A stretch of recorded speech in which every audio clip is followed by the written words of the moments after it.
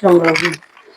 கைத்தல நீரை தனி அப்பும் உடவள் பொறி கப்பிய கரிமோகன் அடிவேணி கற்றிடும் அடி அவர் புத்தியில் நுரைவாம் கற்பகமன வினை கடி தேகும் தம்மதியமும் வைத்திடும் மரண் மகன் மற்பொரு தீரள் போய மத யானை மத்தள வைரனை உத்தவி புதல்வனை மட்டவில் மலர் கொடு பணிவேனே தமிழடவினை முற்படுகிறிதன் முற்பட எழுதிய முதல்வோனே முப்புறம் எரிதல் அச்சுவன் உரை ரதம் அச்சது கொடி செய்த அதிதீரா துயரது கொடு சுப்பிரமணி கொடு அப்புனம் அதனிடைவமாகி அக்குற மகளுடன் அச்சிறு முருகனை அக்கணமனம் அருள் பெருமா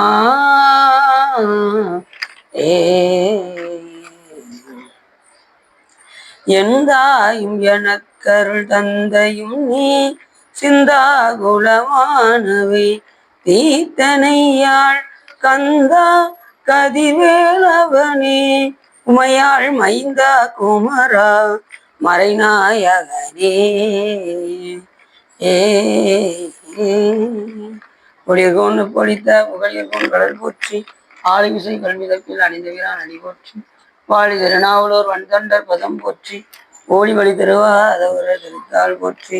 சிற்றம் எல்லாம் வல்ல சிவகாமிபாளுடன் ஆகிய வல்லல் வைத்தியநாத சுவாமியுடைய பெரும் கருணையினாலே நாம் இன்று சிவதர்மோத்தரத்தின் கோபுரவியல் பகுதி 11 பற்றி சிந்திப்பதற்கு திருவருளும் குருவருளும் அடியாரர்களும் கொட்டியுள்ளது. திருச்சிற்றம்பலம். நான் எப்பொழுதும் ஒரு பாடலை செய்து விட்டு செல்வோம். அதன் அடிப்படையில் என்று எண்ணில் யாரும் எனக்கு இனி யார் இல்லை, என்னிலும் இனி இனியான் ஒருவன் உள்ளன், என்னுள்ளே உயிருமாய் புறம் போந்து புக்கு என்னுள்ளே நிற்கும் இன்னம்ப ஈசனே என்று அற்புதமாக பாடுகின்றார் நமது சுவாமிகள். என்ன சொல்ல வருகிறார் என்று சொன்னால், என்னில்லாரும் எனக்கு இனி யாரும் இல்லை. நான் அடின்னு ஒரு காலத்துல என்ன நினைச்சுக்கிட்டு இருந்தேன், எனக்கு மேல ஒருத்தர் யாரும் இல்லைன்னு நினைச்சுக்கிட்டு இருந்தேன். ஆனா எனக்குள்ளேயும் ஒருவன் உளன் என்பதை நான் அதற்கு பிறகுதான் அறிந்து கொண்டேன். இப்ப கடவுளை பற்றி தெரியாதது போது நாம் என்ன செய்வோம், நமக்கு மிஞ்சிய ஆள் யாருமே இல்லை அப்படின்னு நம்ம நினைப்போம். நம்ம தான் எல்லாம், நம்ம தான் காட்டுக்கே ராஜா மாதிரி, இந்த வீட்டுக்கு ராஜா, இந்த நாட்டுக்கு ராஜா அப்படின்னு நமக்குள்ளே நாம் எண்ணிக்கொண்டிருப்போம். அப்படி சொல்றாரு, என்னிலாரும் எனக்கு இனி யாரும் இல்லை, என்னிலும் இனியான் ஒருவன் உளன். எனக்குள்ள ஒரு இனியான் ஒருவன் உளன். அது யாருன்னு கேட்டா, உடம்பிற்குள்ளே உத்தமன் கோயில் கொண்டான் என்று அந்த உடம்பினை நான் உள்ளிருந்து ஓம்புகின்றேனே என்று திருமூல தேவநாயனார் சொல்வதற்கிறாங்க. எல்லா உயிருக்கும் உயிருமாய் சிவபெருமான் இந்த உயிருக்கு இருக்கக்கூடிய முக்குணமாகவும் 4 வேதங்களாகவும் 5 பூதங்களாகவும் 6 சுவையாகவும் 7 இசையாகவும் 8 திசையாகவும் இருந்து இந்த உயிர்களுக்கு தேவையானது எல்லாம் சிவபெருமான் செஞ்சுக்கிட்டே இருக்கார். எல்லாமாவும் இருக்காரு சாமி. குறிப்பிட்டு இதுதான் அப்படின்னு இல்லை, எல்லாமே இந்த உயிர்களுக்கு இது செய்ய வேண்டிய எல்லாத்தையும் செய்து கொண்டே இருக்கின்றார்.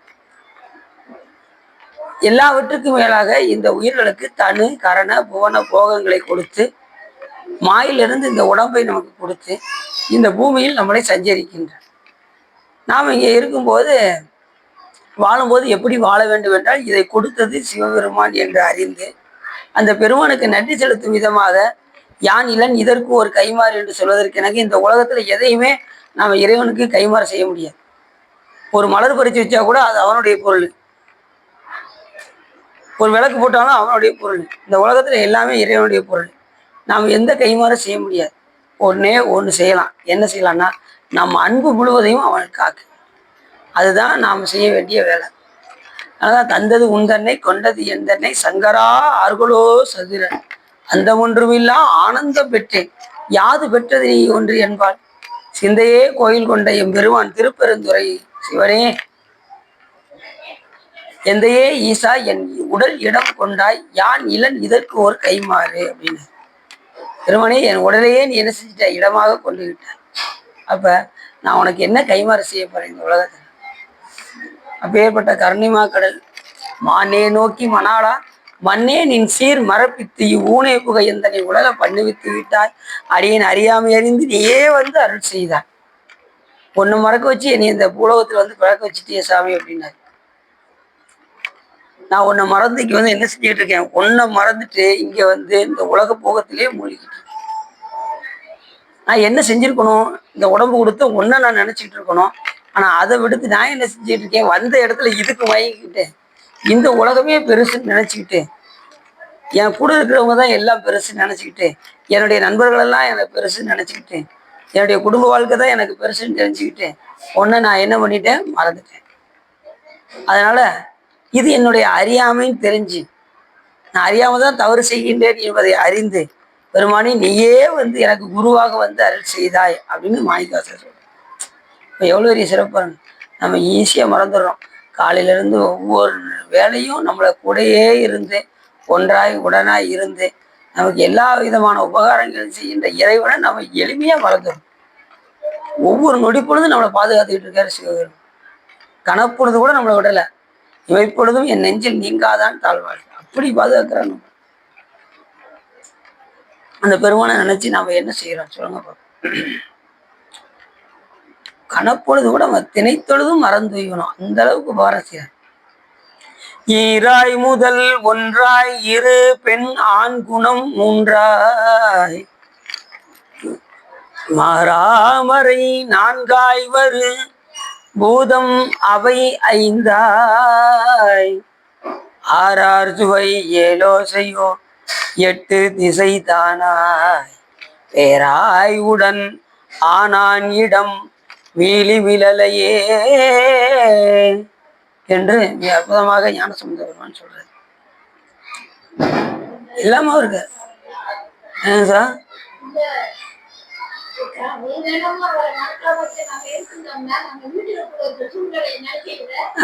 அதான்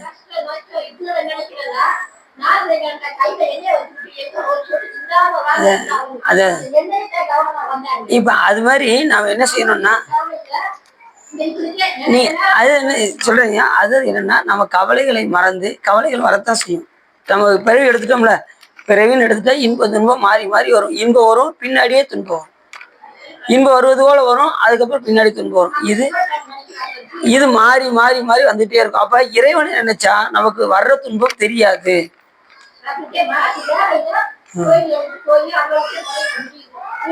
அதனால சாமியை நாம சாமிகிட்ட நல்ல நல்ல இறைவன் நினைச்சுக்கிட்டே இருங்க.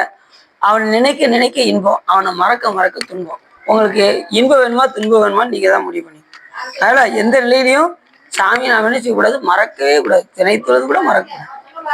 உள்ளம் பெருங்கோயில் ஊனடம்பு ஆலயம் வல்லல் பிரானாருக்கு வாய் கோபுர வாசல் தெல்ல தெளிந்தாருக்கு ஜீவனே சிவலிங்கம். உடம்பை முன்னம் இழுக்கென்றிருந்தேன் உடம்பினுக்குள்ளே உருபொருள் ஒன்று கண்டேன் உடம்பினுக்குள்ளே உத்தமன் கோயில் கொண்டான் என்று அந்த உடம்பினை நான் உள்ளிருந்து ஓம்புகின்றேனே என்று சொல்வதற்கு எனக்கு உள்ள சாமி இருக்காரு. அதனால நாம் என்ன செய்யணும்? இந்த உடம்பை நாம் பேணி பாதுகாக்க வேண்டும். சில பேர் உடம்பை எதுக்கு பேணி பார்க்க ஸ்டைலுங்க அப்படியாங்க. அவரோட கண்ணாடி ஒரு மணி நேரம் போய் சீவிட்டு இதெல்லாம் ஸ்டைலுங்க, இதெல்லாம் நீங்க கத்துக்கிடாதீங்க, நீங்க எல்லாம் பெருசு, இடத்த காலி பண்ணு அப்படின்னு நம்மள என்ன செய்வாங்க? தள்ளி விட்டுறாங்க. அப்படி எவ்வளவோ உபகாரங்கள் சிவபெருமான் நமக்கு செய்து கொண்டேதான் இருக்கின்றார். ஒவ்வொரு நாளும் ஒவ்வொரு நிலையிலையும் ஒவ்வொரு செகண்ட்லையும் நம்ம கூடயே இருந்து பாதுகாக்கிறார். அப்படிப்பட்ட பெருமானை நம்ம மறக்கக்கூடாது. அதை சொல்ற இந்த இடத்துல எனக்கினும் இனியான் ஒருவன் உளன். அந்த ஒருவன் உள்ளன் அது யாருன்னா சிவபெருமான். அந்த ஒருவன் என்னும் ஒருவன் காண்க. அவன் ஒருவனே முழுவதல் பொருள். எத்தனையோ தெய்வங்கள் இருந்தாலும் கடவுள் எத்தனை தான்? ஒண்ணுதான். தெய்வங்கள் எண்ணில்லாத தெய்வங்கள் இருக்கும். ஆனா கடவுள் என்று சொன்னா அது சிவபெருமான் ஒருவரே. ஒருவன் என்னும் ஒருவன் காண்க. ஒன்றே குலமும் ஒருவனே தேவன். உண்மை தொகை போட்டார். ஒன்றே குலமும் ஒருவனே தேவனும். முடிஞ்சு வச்சு. அதுக்கு மேல கிடையாதுன்னு அர்த்தம். ஒரே தேவன் சிவபெருமான் தான். இப்ப மற்ற சமயங்கள் எல்லாம் சொல்றாங்கல்ல, இப்ப கிறிஸ்டின சமயத்துல ஆமன்னு சொல்றாங்கல்ல, அது யாரு? பரமபிதாங்கிறாங்கல்ல, அது யாரு? சிவபெருமான் தான் பரமபிதா. எல்லா உயிர்களுக்கும் பரமபிதா யாருன்னா சாமி தான். அது மாதிரி உருவமற்ற நிலையில முஸ்லீம் வழிபாடு பண்ணியிருக்காங்க. அந்த உருவமற்ற இறைவன் யாருன்னா சிவபெருமான் ஒருத்தர் தான்.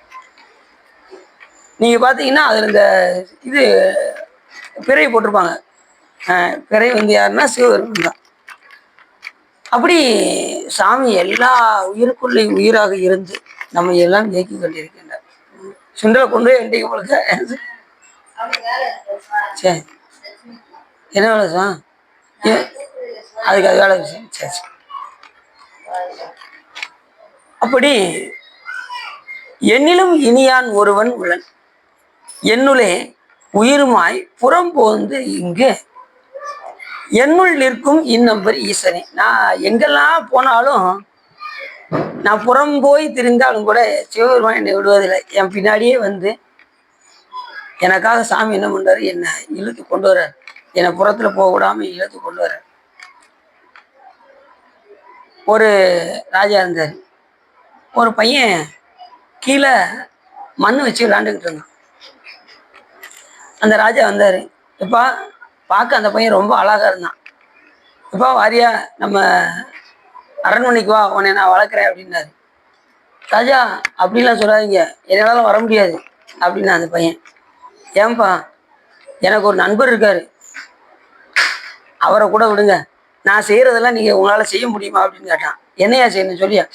நான் தூங்குனா நீங்க தூங்கக்கூடாது, நான் சாப்பிட்டா நீங்க சாப்பிடக்கூடாது அப்படின்னா சொல்லுங்க, நான் வரேன். நான் எங்க போனாலும் என் கூட நீங்க வரணும் அப்படின்னா அந்த பையன் என்ன சொன்னா, முதல் நிபந்தனை நான் தூங்குனா நீங்க தூங்கக்கூடாது, நான் சாப்பிட்டா நீங்க சாப்பிடக்கூடாது, நான் எங்க போனாலும் என் பின்னாடி நீங்க வரணும் அப்படின்னா சொல்லுங்க, நான் உங்க அரண்மனைக்காரன். ஏன்பா இல்லை நடக்கக்கூடிய காரியமா? நான் ஒரு ராஜாப்பா, நான் எப்படி இப்போ ஓம் பின்னாடி வர முடியும் அப்படின்னு அந்த பையனை பார்த்து கேட்டதும், எனக்கு ஒரு நண்பர் இருக்கு, இந்த காரியத்தெல்லாம் அவர் செய்வார், அவரை விட்டு என்னால் வர முடியாது, யார் அந்த நண்பரை காமிப்பா அப்படின்னாரு. ராஜா வேகமா அந்த பையன் கூட்டு போனான். ஒரு அரச மரத்துக்கு அடியில ஒரு சிவலிங்கம் இருந்தது. இவர் தான் என்னுடைய நண்பர், நான் சாப்பிடுவேன், அவர் சாப்பிடவே மாட்டார், அவர் உண்ணாது உறங்காது இருந்தாய் போற்றி, அவர் சாப்பிட்றதுக்கும் நேரம் இல்லை, தூங்குறதுக்கும் நேரம் இல்லை. சாமி எப்படி சொல்றாரு பாருங்க, இவர் தான் என்னுடைய நண்பர். உண்ணாது உறங்காது இருந்தாய் போற்றி, நான் நல்லா சாப்பிடுவேன், அவர் சாப்பிடவே மாட்டார், நான் நல்லா தூங்குவேன், அவர் தூங்கவே மாட்டார், நான் எங்க போனாலும் என் கூடயே ஒன்றாய் உடனாய் என் கூடயே வருவேன். நம்ம கூட தானே இருக்காரு, உயிர் கூட இருக்காரா, நம்ம எங்க போனாலும் நம்ம கூடயே வர்றாரா, இவன் இப்பொழுது நம்மளை விட்டு பிரியாம இருக்காரா, அப்படிப்பட்ட இறைவன் தான் என்னுடைய நண்பர் அப்படின்னதும் அந்த ராஜா அப்படியே அப்படியாப்பா அப்படின்ட்டு போயிட்டு. இப்படி ஒவ்வொருத்தரும் சாமி மேல வச்சிருக்கிற அந்த பற்றை நினைச்சா நம்மளால என்ன செய்யனே தெரியல. ஒவ்வொரு உயிரும் ஒவ்வொரு விதமான பற்றுல இருக்காங்க சாமி மேல. ஒன்று நமக்கே தெரியாது, பக்கத்து வீட்டுல நம்மளோட பக்தி அதிகமா பண்ணுவாங்க. நாம என்ன நினைப்போம், ஆமா இவன் எங்க கோயிலுக்கு போறா வர்றா அப்படிமோ. ஆனா அந்த அந்த உயிர் பயங்கரமா பக்தி பண்றது வெளியில தெரியாது. நம்ம யாரையும் சாதாரண இடம் போட்டுறவும் கூடாது. பக்கத்து இருக்கிறாங்க என்ன கோயிலா போறாங்க, அவங்களுக்கு அதெல்லாம் பத்தி என்ன தெரியும் அப்படிமோ. ஆனா வீட்டுல உட்காந்து கந்த சஷ்டி கவசம் படிச்சுக்கிட்டு இருப்பாங்க, விளக்கு ஏற்றி சாமி கும்பிட்டு இருப்பாங்க. யாரையுமே நம்ம என்ன செய்ய முடியாது, சாதாரணமாக இடை போட்டு விட. அப்படி என்னுள் என் உள்ளே இருக்கக்கூடிய அந்த உத்தமனை என் உள்ளே தேடி கண்டு கொண்டேன், திருமாலோடு நான்முகனும் தேடி தேடனா தேவனை என் உள்ளே கண்டு கொண்டேன் என்று சொல்வதற்கிறாங்க. நான் புறம்புறம் தெரிந்து கொண்டேன், புறம்புறம் தெரிந்த செல்வமே சிவபெருமானே, உண்மையே உன்னை சிக்கன பிடித்தேன், எங்கெழுந்து அருள்வது இனியே என்று மாணிக்க வாசக பெருமான் சொல்வதற்கிணங்க. நாம புறம் போய் தெரிஞ்சா கூட சிவபெருமான் என்ன பண்றாரு, இப்ப எல்லாம் போகக்கூடாதுப்பா, யார் மூலியமாவது அறிவிச்சு நம்மளை நல்வழிப்படுத்துறாரு சுவாமி. இப்ப நீங்க தனியா இருந்தீங்கன்னா திடீர்னு கெட்ட பழக்கத்துக்கு தான் போவோம், கெட்டதுதான் அதிகமா செய்ய தோணும். அப்ப அடியார்கள் பழகணும்னு வச்சுக்கோங்க, உங்களுக்கு ஒரு போன் வரும், சிவா வாங்க திருமுறை படிக்க வாங்க, இன்னைக்கு நாகலட்சுமி திருமுறை பாட வந்துட்டாங்க எல்லாரும் வாங்க அப்படின்னு டக்கு டக்குன்னு எல்லாம் இங்க வந்துடுவாங்க. அடுத்து போன் வரும், திருமுறை பாடி முடிச்சாச்சு பிரசாதம் கொடுத்துருக்காங்க வாங்க.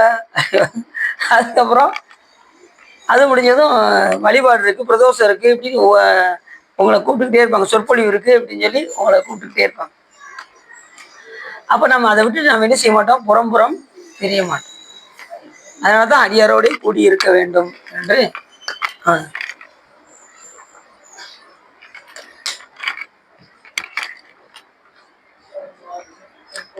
அல்லாளர்கள் சொல்வதற்கு என்னங்க, நம்ம அடியார்கள் கூடயே இருக்கணும். அப்படின்னாதான் சிவபெருமானை பற்றிய சிந்தனைகள் நமக்கு இருந்து கொண்டே இருக்கும். அது யாருன்னாரு, என்னுள்ளே உயிருமாய் புறம் போந்து இங்கு என்னுள்ளே நிற்கும் இன்னம்பர் ஈசனே. இன்னம்பர் ஈசன் என் உள்ளுக்குள்ளே இருக்காரு.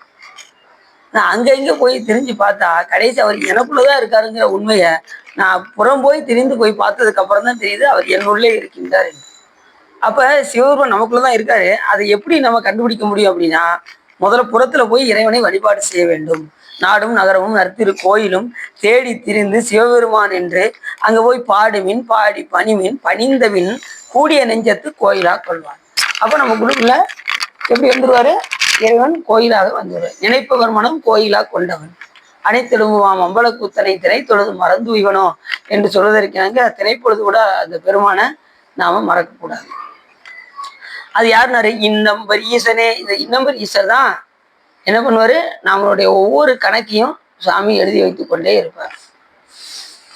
தொழுது தூய்மலர் தூவி துதித்து நின்றாரையும் மலர் கட்டி யார் போடுறாங்களோ அதை சிவபெருமான் கணக்கு எழுதிட்டே இருப்பார்.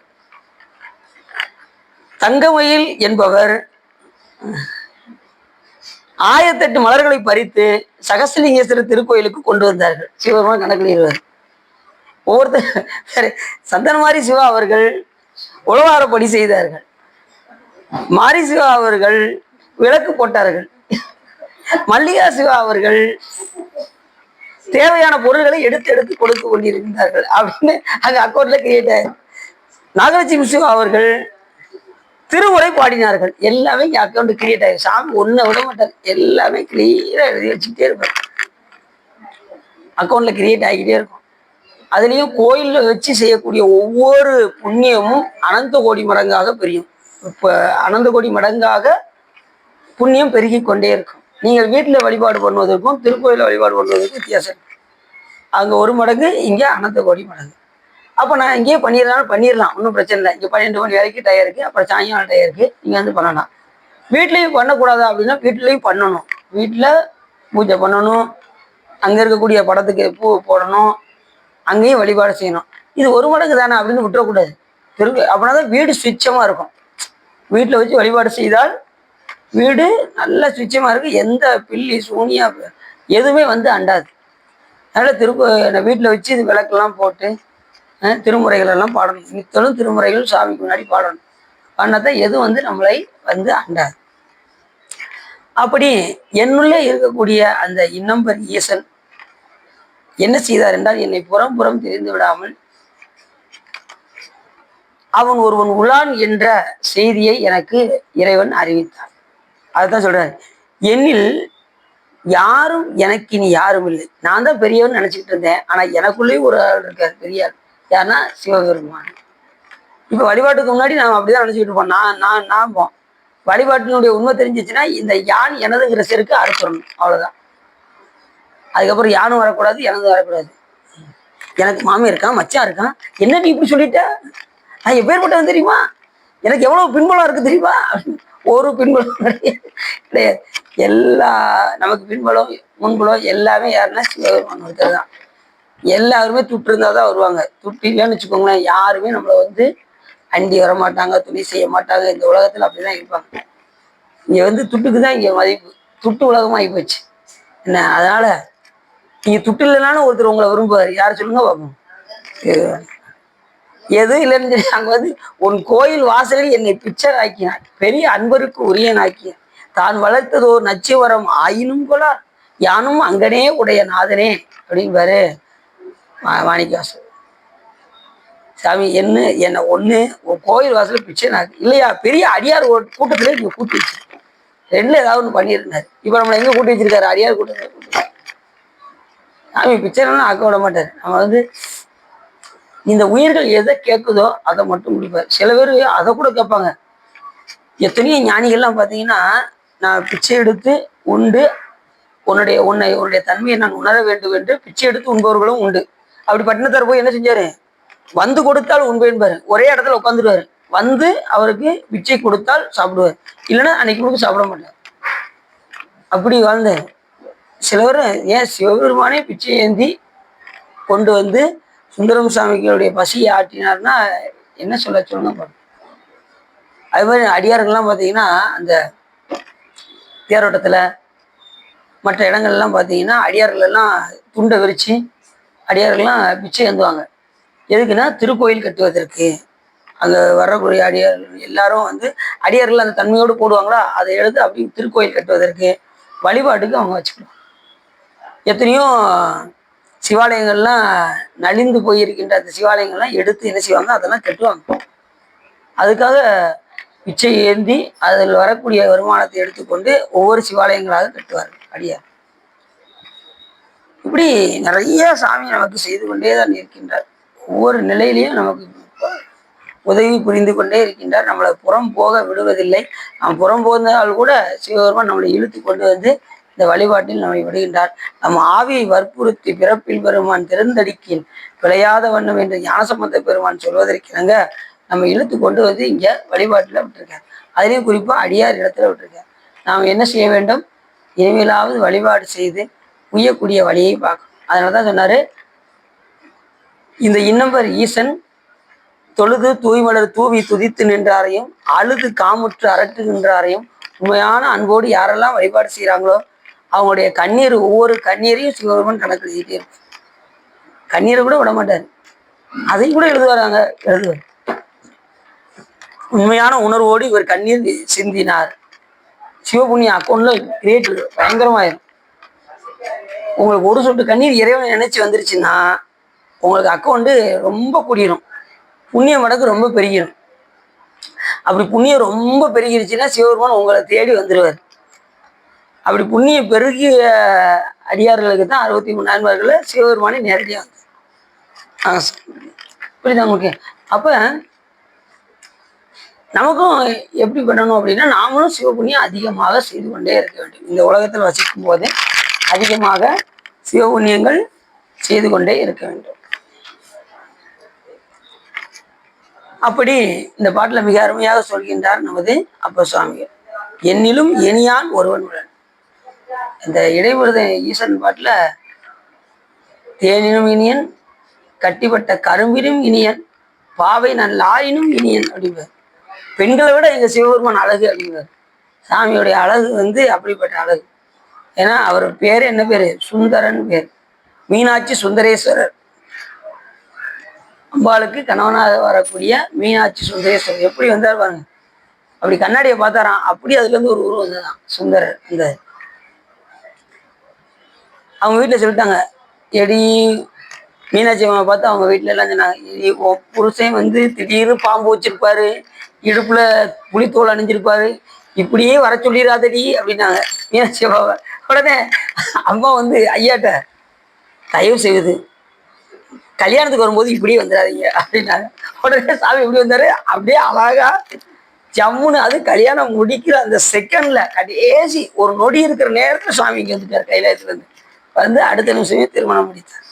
அப்ப எப்படி இருக்கும் யோசிச்சு பாருங்க, அந்த காட்சியை நினைச்சு பாருங்க. சுந்தரமூர்த்தி சுவாமிகளாம் சுந்தரராக சிவபெருமான் வந்து அந்த கோலத்தை யோசிச்சு பாருங்க. அப்படி கிரீடம்லாம் வச்சு ஏற்கனவே சாமி என்ன வச்சிருப்பாரு, ஜடாமணி வச்சிருப்பாரு, அதை சுருட்டி கட்டி அதுக்கு மேல கிரீடத்தை வச்சுட்டு. இல்லைன்னா சாமிக்கு கிரீடம்லாம் கிடையாது, சாமி எப்பயுமே ஜடாமுடி தான். அவருக்கு பெர்மனண்டானது ஜடாமுடி ஒண்ணுதான். அதுதான் ரொம்ப அழகு. சுற்றிய சடைமுடி அதை கொஞ்சம் விரிச்சு விடுவாரு. அதுல ஒரு முடி எடுத்து லேச கீழே எடுத்து விட்டதுதான் வற்றாத ஜீவநிதியாக ஓடக்கூடிய கங்கை நதி ஓடிக்கொண்டிருக்கிறது. சிவனுடைய ஒரு முடி அத்தனையும் அவுத்து விட்டாருன்னு வச்சுக்கோங்க, நாடு தாங்காது, அத்தனையும் அழுது. அதனால நமக்கு தேவைக்கு தகுந்தவாறு அந்த கங்கையை வரவழைத்து நமக்கு பேரானந்தத்தை சிவபெருமான் தந்தருளுகின்றார். சரி, இப்ப நம்ம கதைக்குள்ள போயிட போறோம். சென்ற இதுல வந்து சனி உலகம் வரைக்கும் பார்த்தோம். இப்ப பூலோகத்துக்கு மேல் சொர்க்கலோகம் 85,100,000 யோசனை உயரம் பொருந்தும். அதுல இருந்து சனி உலகத்துல இருந்து 85,100,000 யோசனை தொலைவுல எது இருக்கு அப்படின்னா சொர்க்கலோகமாக விளங்கக்கூடிய இந்திரன் வசிக்கக்கூடிய உலகம். அங்க யார் இருப்பா? இந்திரன் வசிப்பார். அவரை தேவர்களும் எரிடிகளும் தேவ தர்ஷிகளும் சேவித்து இருப்பார்கள். அதில் அக்னி ஓம முதலிய யாகங்களை புரிந்தவர்களுக்கு, தீர்த்த யாத்திரை பண்ணினவர்களும், தானம் ஆவிரத முதலியவற்றை பண்ணினவர்களும் அல்லோகத்தை அடைந்திருந்து. யார் யாரெல்லாம் இந்திரனை பிறக்கலாம்னு சொல்றாரு பாருங்க. யார் யாருன்னா அக்னி ஹோமம் 108 ஹோமம் பண்ணியாச்சுன்னா எங்க போய் பிறப்பாங்க?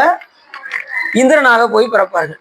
ஒன்று, அதனாலேயும் இந்திரனா போகலாம். ரெண்டாவது, யாகங்களை புரிந்தவர்கள், தீர்த்த யாத்திரை பண்ணினவர்கள். தீர்த்த யாத்திரை நிறைய பண்ணியிருந்தாங்கன்னா அவங்களும் இங்க போயிடுவாங்க, இந்திரலோகத்தில் போய் அந்த பதவியை வகிப்பார்கள்.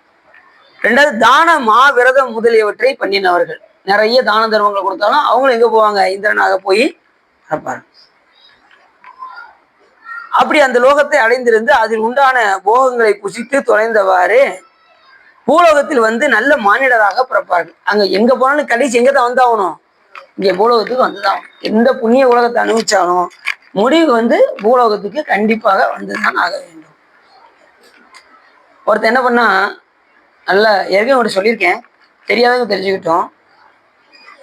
நகலன்னு ஒருத்தன் அவன் 108 ஹோமம் செஞ்சான். அவனுக்கு கொஞ்சம் பயம் வந்துருச்சு இந்திரனுக்கு. அவன் பதவிக்கு கேட்டு அடுத்த நிமிஷம் இவன் அந்த பதவியில போய் அவன் தான். யாரு? நகுலன். உடனே அவனை சப்த ரிஷிகள் 7 பேர் அவனை பல்லக்கில் வச்சு கூப்பிட்டு போனாங்க. யார? இந்த நகுலன். இவனுக்கு இந்திராணியை பார்க்க ரொம்ப ஆசை. யாருக்கு? இந்த நகுலனுக்கு. கொஞ்ச நேரம் பொறுமையாக தான் இருக்க வேண்டியதுன்னா என்ன பண்ணா, அந்த சப்த ரிஷிகளை சர்ப்பம் அப்படின்னா சீக்கிரம் சீக்கிரம் சீக்கிரம் எனக்கு அந்த இடத்த கூட்டு போங்க, இந்திராணி இருக்கிற இடத்த கூட்டு போங்கன்னு சொல்லி சர்ப்பம் அப்படின்னானா இந்த முனிவர்கள் எல்லாம் கோவம் வந்துருச்சு. நீ சர்ப்பமாக இருக்க கடவா அப்படின்ட்டாங்க. அடுத்த நிமிஷமே என்ன பிறந்துட்டான்? சர்ப்பமாக கீழே பூலோகத்தில் பிறந்து எல்லாரும் அவனை அடிச்சே கொண்டாங்க. பெண்கள் மேல் கொண்ட மோகத்தின் காரணமாக சப்தரிஷிகளிடம் அவர் என்ன பண்ணா, சாபத்தை வாங்கி கொண்டு கீழே பூலோகத்தில் எல்லாரும் அடித்தே கொண்டார். பெரும்பாலும் அந்த பெண்கள் பின்னாடி செல்றவர்கள்லாம் கடைசி முடிவு என்ன வரும்? அழிவுதான் வரும். இப்ப நிறைய ராவணன் சீதையை பார்த்து என்ன பண்ணா, ஆசைப்பட்டான். ஆனா முடிவு என்ன ஆயிடுச்சு? அழிவுல போய் முடிஞ்சிருச்சு. இப்படி யாராக இருந்தாலும் சரி முடிவு அழிவுதான் ஆகும். நிறைய அசுரர்கள்லாம் மடிந்த காரணம் இதுதான் காரணம். இருடிகள் அப்படின்னா தேவர்கள் இருடிகள், அதாவது தேவர்களோடு சேர்ந்து இருக்கக்கூடிய இருடியர்கள்னா எப்படி சொல்ற உங்களுக்கு? அங்க பலவிதமான வேறு இப்ப உங்களுக்கு இருக்க சொல்றேன். தேவர்களும் இருடிகளும் தேவ திருஷ்டிகளும் செய்திருப்பார்கள். இருடிகள்னா இருடி, அதாவது என்ன அப்படின்னா தேவலோகத்திலே அது ஒரு வகையான ஜாதி அடிப்படையில் வரக்கூடியது இருடிகள். தேவலோகத்தில் வசிப்பவர் தான், அவங்களும் தேவலோகத்தில் வசிப்பவர்கள் தான். தேவர்களும் இருடிகளும்னா அந்த வகையோடு சேர்ந்தவர்கள். அது மாதிரி தேவ திருஷ்டிகளும் அந்த வகையோட சேர்ந்தவர்கள் தான். இவங்க 3 பேருமே யாரை சேவிச்சுக்கிட்டு இருப்பாங்க அப்படின்னா, இந்திரனை சேவித்து கொண்டு அங்கே இருப்பார்கள், அந்த உலகத்தில் வசித்துக் கொண்டிருப்பார்கள். இந்த தானம் முதலியான தீர்த்த யாத்திரை, தான தர்மங்கள், அது மாதிரி ஹோமம் முதலியவற்றை செய்தவர்கள் அங்கே இந்திரனாக போய் பிறப்பார்கள். அந்த இது முடிஞ்சதும் மறுபடியும் எங்க வருவாங்க? இந்த பூலோகத்தில் பிறப்பாங்க.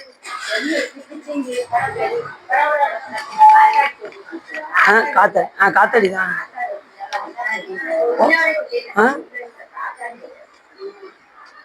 ஓடுதா?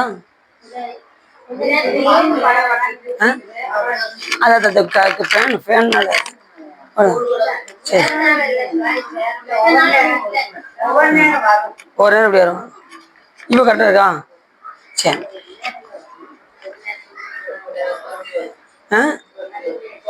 அது ஒரு நேரம் அப்படி தெரியும். அது மாதிரி வருதா? அடிக்கடி வருதா?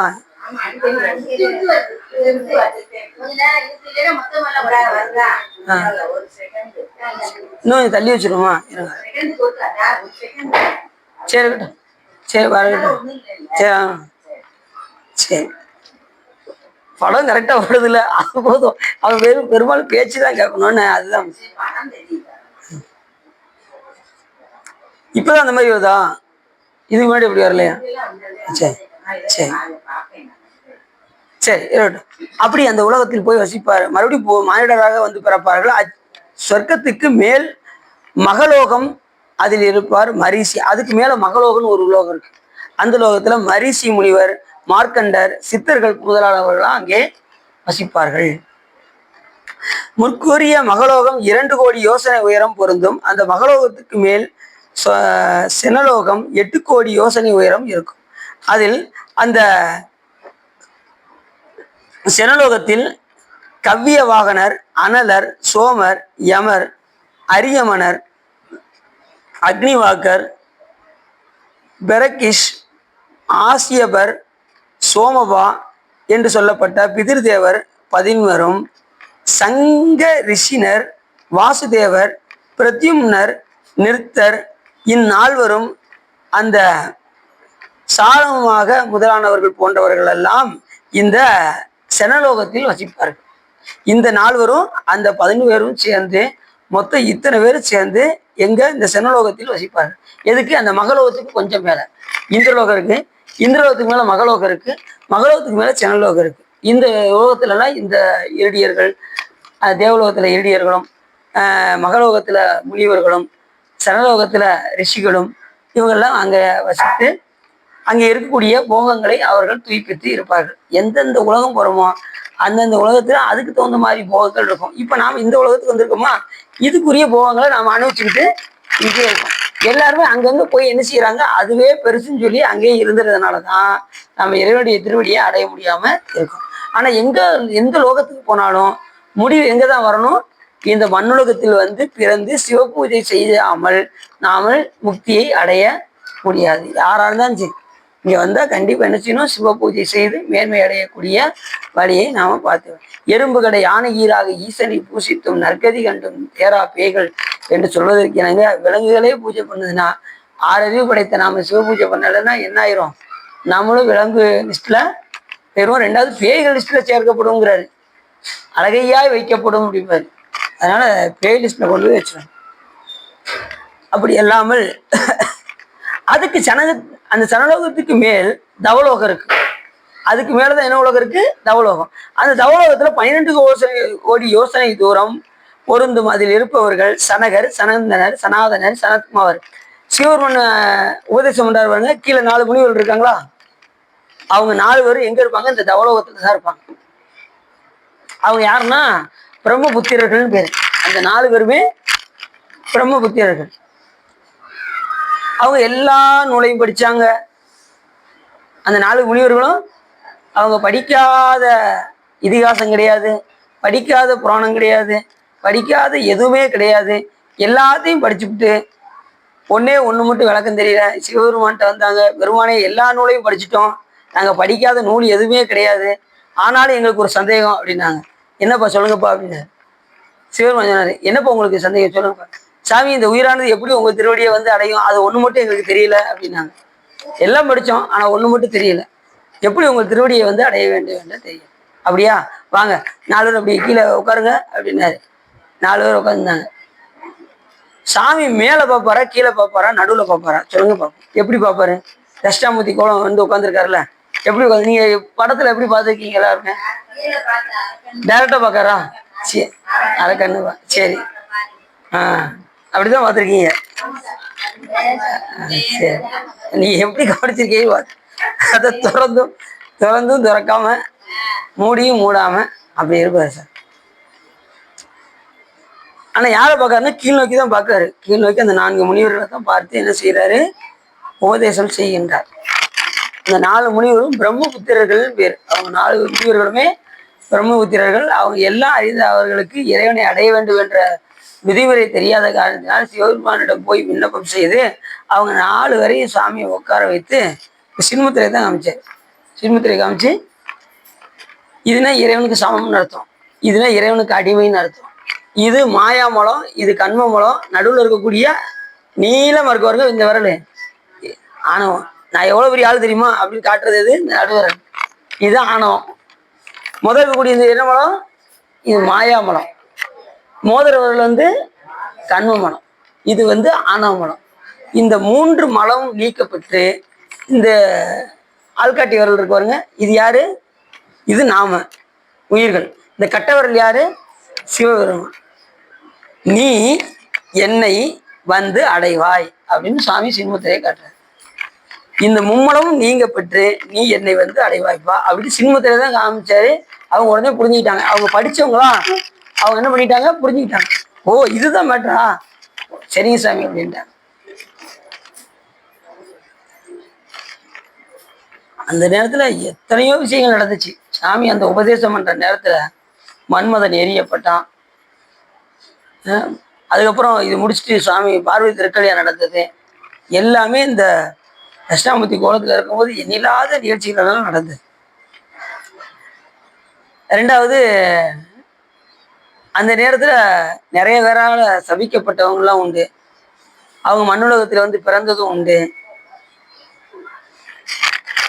நந்திய பெருமானுக்கே அடிதான் எடுத்து வச்சிருக்கேன். அந்த இதை வச்சுட்டு கொன்றை அடிச்சுட்டு இதை எடுத்து வச்சிருக்கேன். இதே வைக்கணுமா சார், இது ஜாதனமா? கொன்றை இந்த ஜாதிரி இதை எடுத்தேன். என்ன அந்த நேரத்துல நந்திய பெருமானுக்கே சாபம் விட்டு அவர் மண்ணுலகத்தை அனுப்பிடுவார் சிவபெருமான். அவர் யார வர்றாரு தெரியுமா? மீன் வலை வீசிய கானகன் வந்து வெளிப்படும் ஆயிலன்னு பாட்டு படிக்கிறார்ல, அந்த சுறாமீனா வந்து வந்தவர் யாருன்னா நந்திய பெருமான் தான் சுறாமீனா வருவார். சிவபெருமான் போய் அந்த இதை குத்தி அந்த ஏழை எடுத்துட்டு வருவார். பார்த்தீங்களா, எல்லாம் மதுரையில் நடந்தது. இதெல்லாம் சொக்கநாதரை வந்து சாமி ஆட்கொண்ட திறம். இதெல்லாம் நிறைய மீன்களை வீசிய கானகனாக சிவபெருமான் வருவார். அப்போ மீனா வந்தது நந்திய பெருமான் தான் மீனா வருவார். நிறைய சார்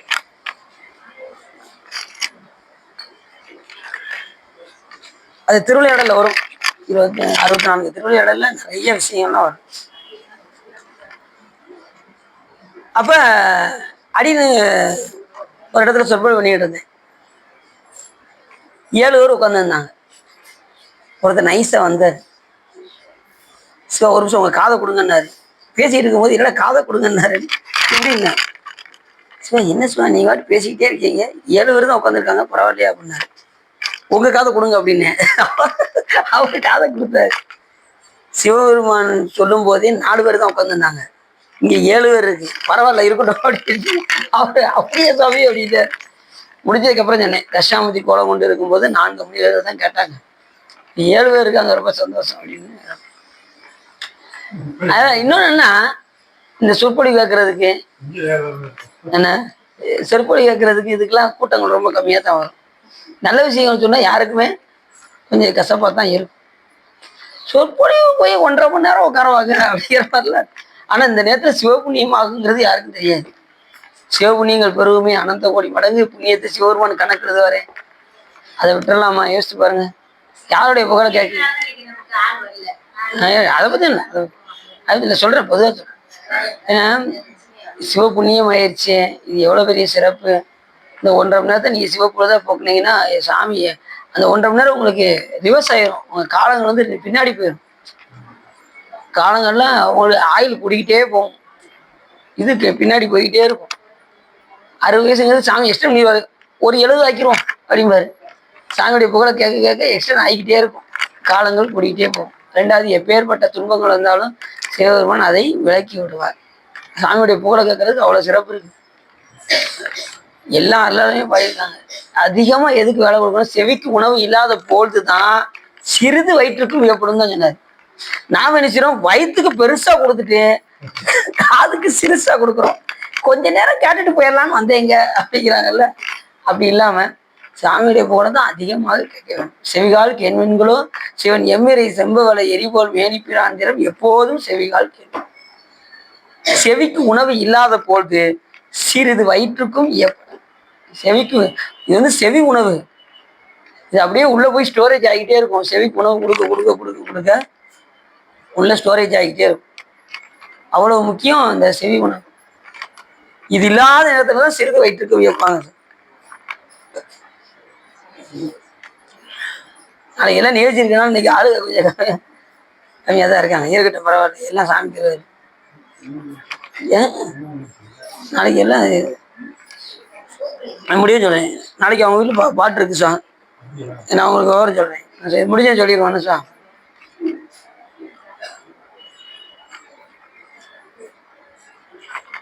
அதனால சாமி தட்சிணாமூர்த்தி கோலம் கொண்டு வந்த அந்த திறம் வந்து அது வந்து யோக கோலம். யோகம், போகம், வேகம் 3 வடிவம் சிவபெருமான் எடுத்துக்கார். வேக வடிவம் காலனை எட்டி உதைச்சது, காமனை எரிச்சது, திரிபுரத்தை எரிச்சது, இது பூராமே வேக வடிவம் பேர். தட்சிணாமூர்த்தி கோலம் கொண்டு 4 முனிவருக்கு உபதேசம் செய்யறது யோக கோலம்னு அர்த்தம், யோக வடிவம்னு அர்த்தம். போக வடிவம் என்பது நடுவில் முருகப்பெருமானை வச்சு சாமி குழந்தை குட்டியோட அருள் செய்கிறாருங்க, சோமாஸ்கந்த மூர்த்தி, அதெல்லாம் அது. அப்புறம் கல்யாண சுந்தரமூர்த்தி போன்ற வடிவங்கள்லாம் போக வடிவம் பேர். போக வடிவம், யோக வடிவம், வேக வடிவம். நமக்கு எப்படி அருள் செஞ்சா நல்லா இருக்கும்? நமக்கு தெரிஞ்சு நாம இல்லறத்துல இருக்கோம், நமக்கு போக வடிவத்தை கொடுத்தா ரொம்ப நல்லா இருக்கும். வேக வடிவத்தை மட்டும் கொடுத்து அடி செமத்தியா சாமி ஏற்கனவே நாங்கள் வந்து போயிருக்கோம், எங்களுக்கு வேக வடிவம்லாம் வேண்டாம், எங்களுக்கு ஒரே வடிவம் போக வடிவம் தான். இந்த உலகத்துல நம்ம எதுக்கு வந்திருக்கோம்? போகத்தை அனுபவிக்க வந்திருக்கோம். ஆனா என்ன பண்ணிடுறோம் ஒரு தப்பு, இதையே நம்ம பெருசு நினைச்சு இங்கேயே உட்காந்துக்கிறோம், அதுதாங்க தப்பு. போகத்தை அனுபவிக்க கொடுத்துருக்காரு, இது எப்படிலாம் கொடுத்துருக்காரு, அப்படிப்பட்ட இறைவனை நினைக்கணுங்கிறத மறந்துட்டு இதுக்கே அடிமையாடுறோம், இந்த போகத்துக்கே அடிமையாடுறோம். ஆனா கொடுத்தவரை மறந்துடுறோம். இப்ப கல்லை விட்டு நாய் எறியணும், நாய்க்கு கூட தெரியுது அது எரிஞ்சவனை தான் பார்க்குது, கல்லையை போய் தேடி ஓடும். சொல்லுங்க பார்ப்போம். கல்லை விட்டு எரிக்குன்னா நாய் கல்லை நோக்கி போடுமா, எரிஞ்சவனை நோக்கி போடுமா? எரிஞ்சவனை நோக்கி தான் ஓடுது. 5 அறிவு படைச்ச நாய்க்கு தெரியுது எரிஞ்சவனை நோக்கி அவனை கடிக்க போகுது.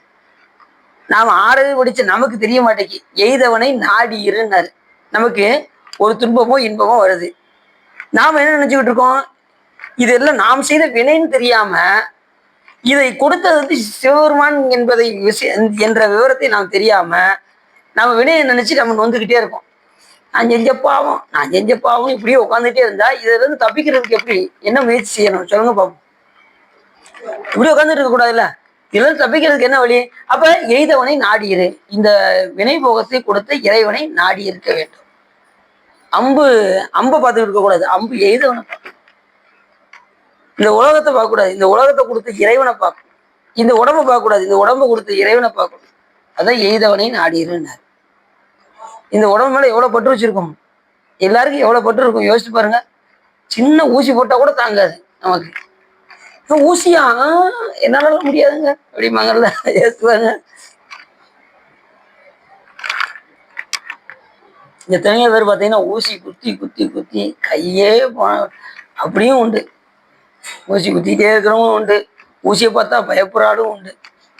அப்படி பயந்த ஆளுலாம் ஏகப்பட்ட ஊசி போட்டுக்கிட்டு இருக்காங்க. இப்போ ஊசிக்கு ஒரு ஊசிக்கு பயந்த ஆளு இன்னைக்கு சுகர் வந்து ஏகப்பட்ட ஊசி போட்டுக்கிட்டு இருக்காங்க.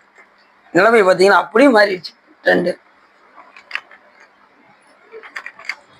அவங்க ஹஸ்பண்ட் என்ன செய்வாங்க, என் ஒய்ஃபுக்கு ஊசியை போடக்கூடாதுங்க, மாத்திரை கொடுங்க அப்படின்னு சத்தம் போட்ட ஆளு ஊசி போடலைன்னா ஆளே காலியாயிருவாங்க. பரவாயில்லையா அப்படின்னாரான் டாக்டர். இல்லை நீ ஊசி போடுங்க அப்படின்ட்டா, ஏன்னா மனைவியை காப்பாற்றணும்.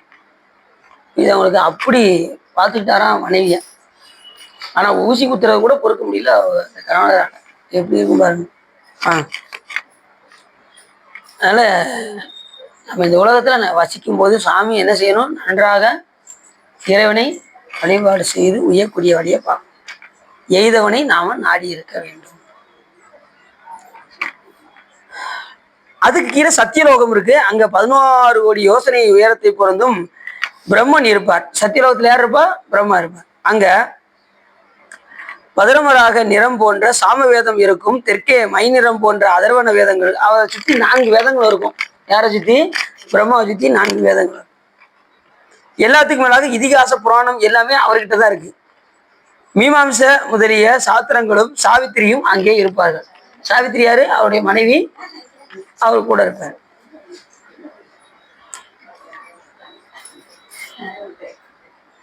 இந்த மீமாம்சம் அப்படிங்கிறது வந்து அதை ஒரு கொள்கையாவே வச்சுக்கிட்டு இருக்கவங்கலாம் உண்டு. அதை வந்து வேள்வி செய்யற பேர் மீமாம்ச கொள்கையுடையன்னு பேர். அவங்க என்ன செய்வாங்க, எல்லாமே வேள்வியில இருந்து பெறலாம், கடவுள்லாம் ஒன்று கிடையாது அப்படின்னு இருக்கக்கூடியவங்களுக்கு பேரு மீமாம்ச கொள்கையுடையவர்கள் பேர்.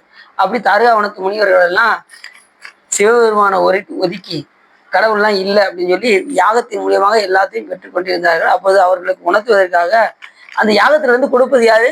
சிவபெருமான் என்பதை அறியாம அவங்க யாகமே எல்லாம் கொடுக்கும் அப்படின்னு சொல்லி அவங்க வாழ்ந்து கொண்டிருப்பார்கள். அவருடைய மனைவிகள்லாம் தர்ம பத்தினிகள். தாரகாவனத்து முனிவருடைய மனைவிகள் கணவரை தவிர வேற எதையும் நினைக்க மாட்டாங்க. அப்படி இருந்த ஆளுங்க சாமி என்ன பண்ணாரு, அப்படியே பிச்சாடின வடிவம் கொண்டு போனார். சிவபெருமானுடைய அழகை கண்டு அவங்க மனைவிகள்லாம் யாரு பின்னாடி வர ஆரம்பிச்சிட்டாங்க, சிவபெருமான் பின்னாடியே வர ஆரம்பிச்சிட்டாங்க. இப்படி போனதும் அந்த முனிவர்களுக்கெல்லாம் கோபம் வந்து ஆளாளுக்கு புளியை ஏவி விட்டாங்க. அதை உரிச்சு சாமி இடுப்புல கட்டினார். பாம்பை ஏவினாங்க, கழுத்தில் அணிந்து கொண்டார். யானையை ஏவிட்டாங்க, அதை தொலியை உரிச்சு போர்வையாக பொத்தி கொண்டார். அந்த பெண்கள் எல்லாம் சாமி எல்லா வளையலையும் அவங்க கிட்ட இருந்து வாங்கினாராம். அந்த பெண்களுடைய வளையல்லாம் சிவபெருமான் வாங்கினாராம். அந்த பெண்களும் கேட்டாங்க, எங்க வளையல கொடுங்கன்னாங்க. உங்களுக்கு அடுத்த பிரிவில் கொடுக்கேன் அப்படின்னாராம். எல்லா பேரையும் மதுரையில கொண்டு வந்து வணிக செட்டியாரை பிறக்க வச்சு அத்தனை பேருக்கு சிவபெருமான் வந்து என்ன பண்ணாராம், இந்த யார்கிட்ட இருந்தெல்லாம் சிவபெருமான் வளையல வாங்கினாரோ அவங்களுக்கெல்லாம் கொடுக்கும்போது துட்டு இல்லாமல் கொடுத்தாராம். மற்றவங்களாம் துட்டை பைசல் பண்ணிட்டாராம். சிவபெருமான் வாங்கினதை கொடுக்கணும்ல. அப்படி சிவபெருமான் யார்கிட்டலாம் வளையல் வாங்கினாரோ அந்த பெண்களுக்கு பூரம் போட்டு விட்டாராம். உண்மையிலே அவங்களாம் புண்ணியம் செஞ்சவங்க. சிவபெருமான் கைப்பட்டு சாமி வளையல் போட்டுட்டு இருக்கு. அதான் வளையல் விற்ற படல்னு வரும் மதுரையில். எல்லாம் அந்த தாரகாவனத்து முனிவருடைய மனைவிகள் தான் இங்கே வணிக செட்டியாரை பிறக்க வச்சு சுவாமி வந்து வளையல் அணிவிச்சு அது பட்டமே அவங்களுக்கு ஞானம் வந்துருச்சு. யாருக்கு? அந்த பெண்களுக்கெல்லாம் ஞானம் வந்துடும். சிவபெருமான் கைப்பட்டுச்சுன்னா எப்படி வந்துடும், அவங்களுக்கு ஞானம் உண்டாயிரும். சாமி திருமணி பட்டாலே போதும். அப்பேர் பெரிய சிறப்பு மதுரை பகுதியில் நடந்தது. சரி, பிரம்மலோகத்துக்கு கொஞ்சம் மேல 4 கோடி யோசனை உயரம் மாயன் இருப்பார். மாயன் யாரு? மாயன் எப்படி வச்சுக்கீங்க, திருமாலு இப்படி வச்சுக்கீங்க. அவரு மாயன் மால் எல்லாமே ஒரு மாயெல்லாம் மயக்கத்தை உடையவன் அர்த்தம். திருமால் மாயன். மாயனரி திரு மருகோணைன்னு படிக்கிறார்ல, அருணைநாதர் பாடுறாருல. எந்த பாட்டுல? மாயனரி திரு மருகோணி பாதிமதியில படிக்கிற. ஆதியனோடு தேவர சுரருலகு ஆளும் வகையூறு சிறை மீளா ஆடும் மயிலினில் ஏறிய மரங்கள் சூளம்பள வரும் இளையோனே சுதமிக வளர் சோலை மருவு சுவாமி மலைதனில் உறைவோனே. இந்த இது வராது, மாயனரி திரு மருகோனே இன்னொரு பாட்டில் வருது. சே, மாயன்னா யாரு? திருமால். அப்படி மாயன் இருந்து அங்க பரிபாலனம் பண்ணி கொண்டிருப்பார். அவருக்கு மேல உள்ள உலகத்துல அவர் பரிபாலனம். அதில் அவனை வழிபட்ட பக்தர்கள் எல்லாம் அங்கே அடைந்திருப்பார்கள். இப்ப திருமாலை யார் யாரெல்லாம் வழிபாடு பண்றாங்களோ அவங்க அவர் உலகத்துல போய் வசிப்பார்களாம். வைகுண்டத்துல போய் அவர் கூட இருப்பாங்களாம். எங்க போனாலும் மறுபடியும் எங்க தான் வந்தாகணும், சிவலோகம் போனாதான் இங்க வர முடியாது. மற்ற எந்த உலகத்துக்கு போனாலும், ஏன்னா ஊழி காலத்துல சிவபெருமான் திருமாலையே ஒடிக்கிடுவாரு. திருமாலையே ஒடிக்கி எங்க கொண்டு வந்துருவாரு? இந்த மண்ணுலகத்துக்கு கொண்டு வந்துருவாரு. அப்ப அவருடைய பக்தர்களும் எங்க கொண்டு வருவாரு? இங்க கொண்டு வந்து. அதுல கொஞ்சம் உரைப்பு அதிகமா இருந்தா அடுத்த பிறகு அவங்க என்னதான் மாறுவாங்க? சிவனடியராக மாறுவாங்க. எந்த வழிபாட்டுல ஒருத்தர் உரைப்பா இருக்காங்களோ கடைசி எங்க வந்துருவாங்க? சிவபெருமான வழிபாடு பண்றதற்கு இங்க வந்துருவாங்க. கடைசி நாடும் நகரமும் நற்திரு கோயிலும் தேடி திரிந்து கடைசி சிவபெருமான் என்று இங்க வந்ததுக்கு அப்புறம் இனிமே அவங்க என்ன பண்ணுவாங்க? சிவபெருமானை புகழ்ந்து பாடுமின் பாடி பணிமின் பணிந்தமின் கூடிய நெஞ்சத்து கோயிலாக. அப்படிப்பட்ட அவருடைய இதயத்துல சாமி எப்படி இருப்பாரு? கோயிலாக இருப்பார்.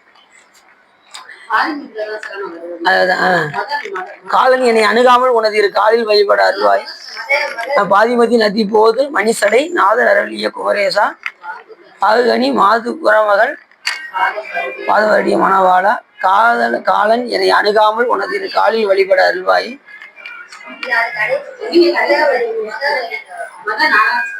அதுயா சரி சரி, பார்த்துக்கோங்க. அங்கே போய் பார்த்து இந்த 3வது வரியில வருது. 3வது வரியில மாயன் நதி திரு மருகோணை. சரி, இப்பதான் நம்ம உலகம் வருது. அந்த மாயன் உலகத்துக்கு மேல உலகத்துக்கு மேல் சிவலோகம் 6 கோடி யோசனை தூரம் உயரம் இருக்கான். யார் உலகத்துக்கு? திருமால் உலகத்துக்கு மேல 6 கோடி யோசனை உயரம் வந்து சிவலோகத்தில் வளத்தை விரிந்து கூறுவதற்கு அரிது. நம்ம அந்த வளத்தை நம்ம சாதாரண சொல்லிட முடியாது, வாயால சொல்லவே முடியாதான் சிவலோகத்தை பத்தி. ஏன்னா அந்த அளவுக்கு பெருசான், அந்த அளவுக்கு விரிதற்குரியது. ஏன்னா ஏற்கனவே சொல்றாரு, இது வந்து ஒரு ஆள் உள்ள போயிட்டாங்கன்னா, முக்தி அடைஞ்சு சிவலோகத்துக்கு உள்ள போயிட்டாங்கன்னா அது கைலாயம் விரிய ஆரம்பிச்சிடும். அப்பேற்பட்ட உலகம் சிவலோகம். இந்த சிவலோகத்தை மதுரையில சிவலோகம் காட்டிய படத்துல யாருக்கு, வரகுண பாண்டிய மன்னனுக்கு சுவாமி மதுரைக்கே கொண்டு வந்துட்டாரு சிவலோகத்தை. உங்களால கொண்டு வர முடியுமா? சாமி கொண்டு வந்தார். கொண்டு வந்து மதுரையில கொண்டு வந்து காமிச்சாரு. அப்பேற்பட்ட சிவலோகத்தை இவர் கண்ணுக்கு மட்டும் காணும்படி சாமி மதுரைக்கு கொண்டு வந்து சிவலோகத்தை காமிச்சார். ஏன் அப்படி என்ன அவரு எந்த அளவுக்கு சிவபெருமான் மேல் பற்று வச்சிருந்தாரு? எதுக்காக சாமி இந்த சிவலோகத்தை கொண்டு வந்து மதுரையில கொண்டு வந்து காமிச்சாருன்னா, அந்த மன்னருடைய அன்பு அப்படி. இப்ப நமக்கெல்லாம் அப்படி வருமானோ வர்றது ரொம்ப கஷ்டம். அந்த மன்னருடைய அன்பு தவளை வந்து அரகரம்ல பொண்ணு மணி எடுத்து தூவுறான். சிவருமானுடைய நாமத்தை சொல்லிடுச்சு, அரகரன்னு சொல்லிடுச்சு அப்படின்னு சொல்லி காசெல்லாம் எடுத்து எடுத்து குளத்துல தூக்கி போடுவாரான். நம்ம போடுவோமா? 10 ரூபா நீங்க போட்டுருங்க பார்ப்போம்.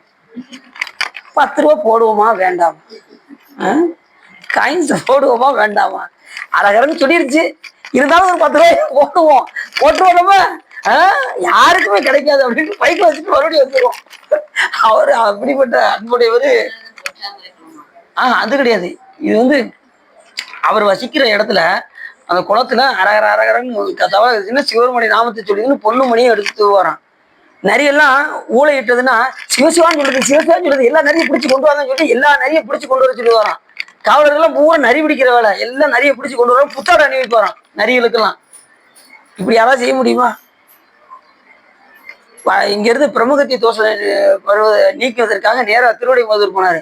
அங்க போற இடத்துல ஒருத்தர் வந்து என்ன பண்ணாரு, அப்படி இந்த எள்ளை எடுத்து சாப்பிட்டுக்கிட்டு இருந்தாரு. எள்ளை அதாவது காய போட்டுருப்பாங்கல்ல, அதை எடுத்து வாயில போட்டு இப்படி மென்னுக்கிட்டு இருந்தான். உடனே அரசர் வந்தார், பரகன பாண்டி வந்தார். இப்பா கோயிலில் இப்படி எள்ளு எடுத்து சாப்பிட்டியா, உனக்கு என்ன தண்டனை தெரியுமா உனக்கு அப்படின்னாரு. அரசே நல்லா தெரியும் அரசே அப்படின்னாரு. என்ன சொல்லு பார்ப்போம் அப்படின்னாரு. அரசே அடுத்த பிறவில நான் இங்க வந்து செக்கு மாடா வந்து பிறப்பேன் அப்படின்னாரு. அப்படியா, அதை கொஞ்சம் மென்னு துப்பி என் கையில விடு அப்படின்னாராம். அந்த மன்னருடைய அன்பை பாருங்க சுவாமி. எதுக்கு எதுக்கு அரசு எதுக்கு இதை போய் கேட்குறீங்க அப்படின்னாரா. அதுக்கு அவர் சொன்னாரு, இப்ப செக்கு மாடு இழுக்கிறதுக்கு ஒரு மாடு பத்தாது, கூட ஒரு மாடு தேவை. அதை மென்னு துப்பி கொடுத்தேன்னா அதை நானும் சாப்பிட்டு என்ன பண்ணுவேன் அடுத்த பிறவில மாடா வந்து இங்க வந்து பிறந்து நம்ம 2 பேரும் சிவபெருமானுக்கு தொண்டு செய்வோம் அப்படின்னாராம். எவ்வளவு பெரிய சிறப்பு பாருங்க.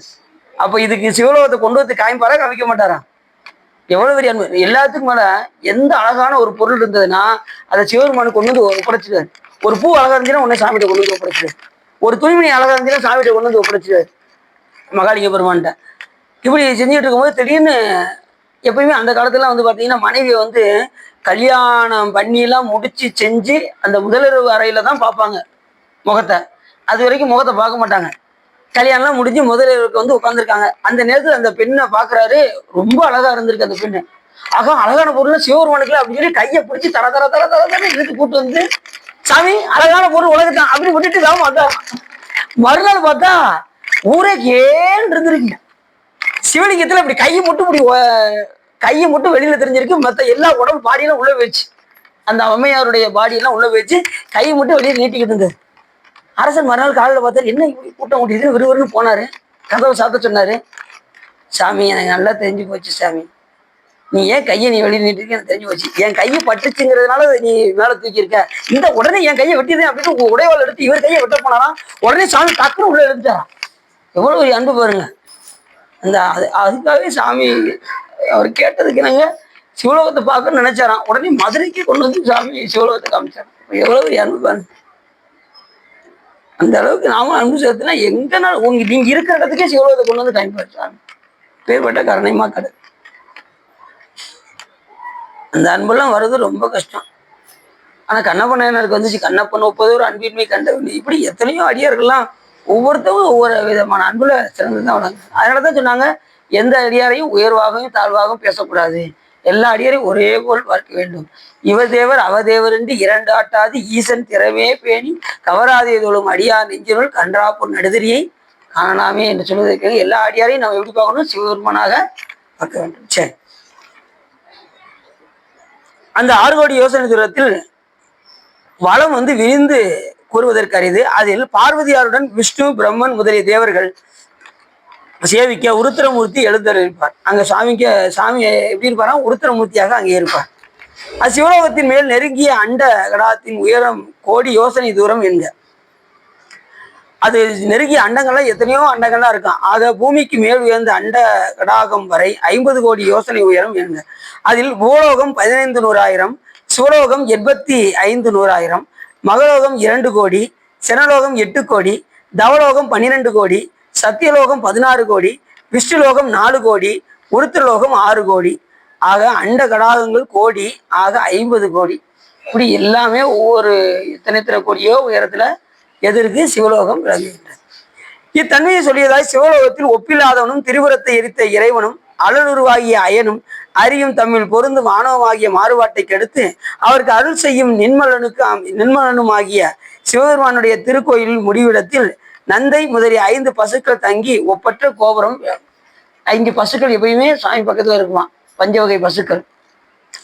அடுத்து கோபுரம் அங்கே விளங்குமா, அந்த சிவலோகத்துக்கு மேல கோபுரம் விளங்கும். எல்லா பொருட்களும் தானேயாய் அவற்றில் சேராத சிவத்தை மும்மல அழுக்கு நீங்க உள்ளத்தில் உணர்ந்தவனே ஒப்பு இல்லாத அவனுக்கு சிவலோகத்தில் வளங்களும் விரித்து சொல்லினும் அடங்காது. ஆயினும் சொல்வதற்கரிய அந்த சிவலோகத்தில் சிறிது யாம் சொல்கின்றேன் அப்படின்னு முருகப்பெருமான் சொல்றாரு. அதை சொல்லி முடியாது சிவலோகத்தை, அதுல கொஞ்சம் சொல்றேன் அப்படிங்கிறார். அதுல கொஞ்சமே இப்ப எவ்வளவு வரப்போகுதுன்னு பாருங்க. ஒப்பில்லாதவனுமாய் மேருவை வில்லாக உடைய சிவபெருமான் எழுந்திருக்கக்கூடிய சூரிய பிரகாசம் போன்ற பல தேவர்கள் ஒரு பாலும். இப்ப சிவலோகத்துல யார் யாரெல்லாம் இருப்பாங்க, பல தேவர்கள் ஒரு பால் இருப்பாங்க. அழகிய அறம்பெயர்கள் பாடும் இயலிசை ஒரு பால் இருப்பாருங்க. பரத விதிப்படி நடனம் செய்யும் அறம்பெயர்கள் ஒரு பால் இருப்பாங்க. அப்ப யாரு நடனம் புரிகின்றார்? அறம்பெயர்கள் தான் ஆடுகின்றாங்க. அறம்பெயர்கள் பரத விதிப்படி என்ன செய்யறாங்க, சிவபெருமானுக்கு அங்க நடனம் புரிந்து கொண்டே சிவலோகத்துல ஒரு பக்கம் இருந்துகிட்டே இருக்காங்க. என்ன ஆடிட்டே இருக்கா? ஒவ்வொரு நேரம் திடீர்னு வரும் என்ன. சரி, இப்படி எண்ணில்லாத. அப்ப இவங்கெல்லாம் என்ன செய்வாங்க, அங்க நடனம் புரிந்து கொண்டே இருப்பாரு. இந்த பரதத்தை கொண்டு வந்தது யாரு? சிவபெருமான் தான். இது மதுரையில் ஒரு திருவிளையாடல் நடந்தது. அந்த மன்னர் எல்லா கலையும் கற்றார். இந்த பரதம் ஒண்ணு மட்டும் அவர் கத்துக்கிட்டல. அவர் பார்த்தீங்க ஒவ்வொரு அடியாருடைய அன்பு பாருங்க.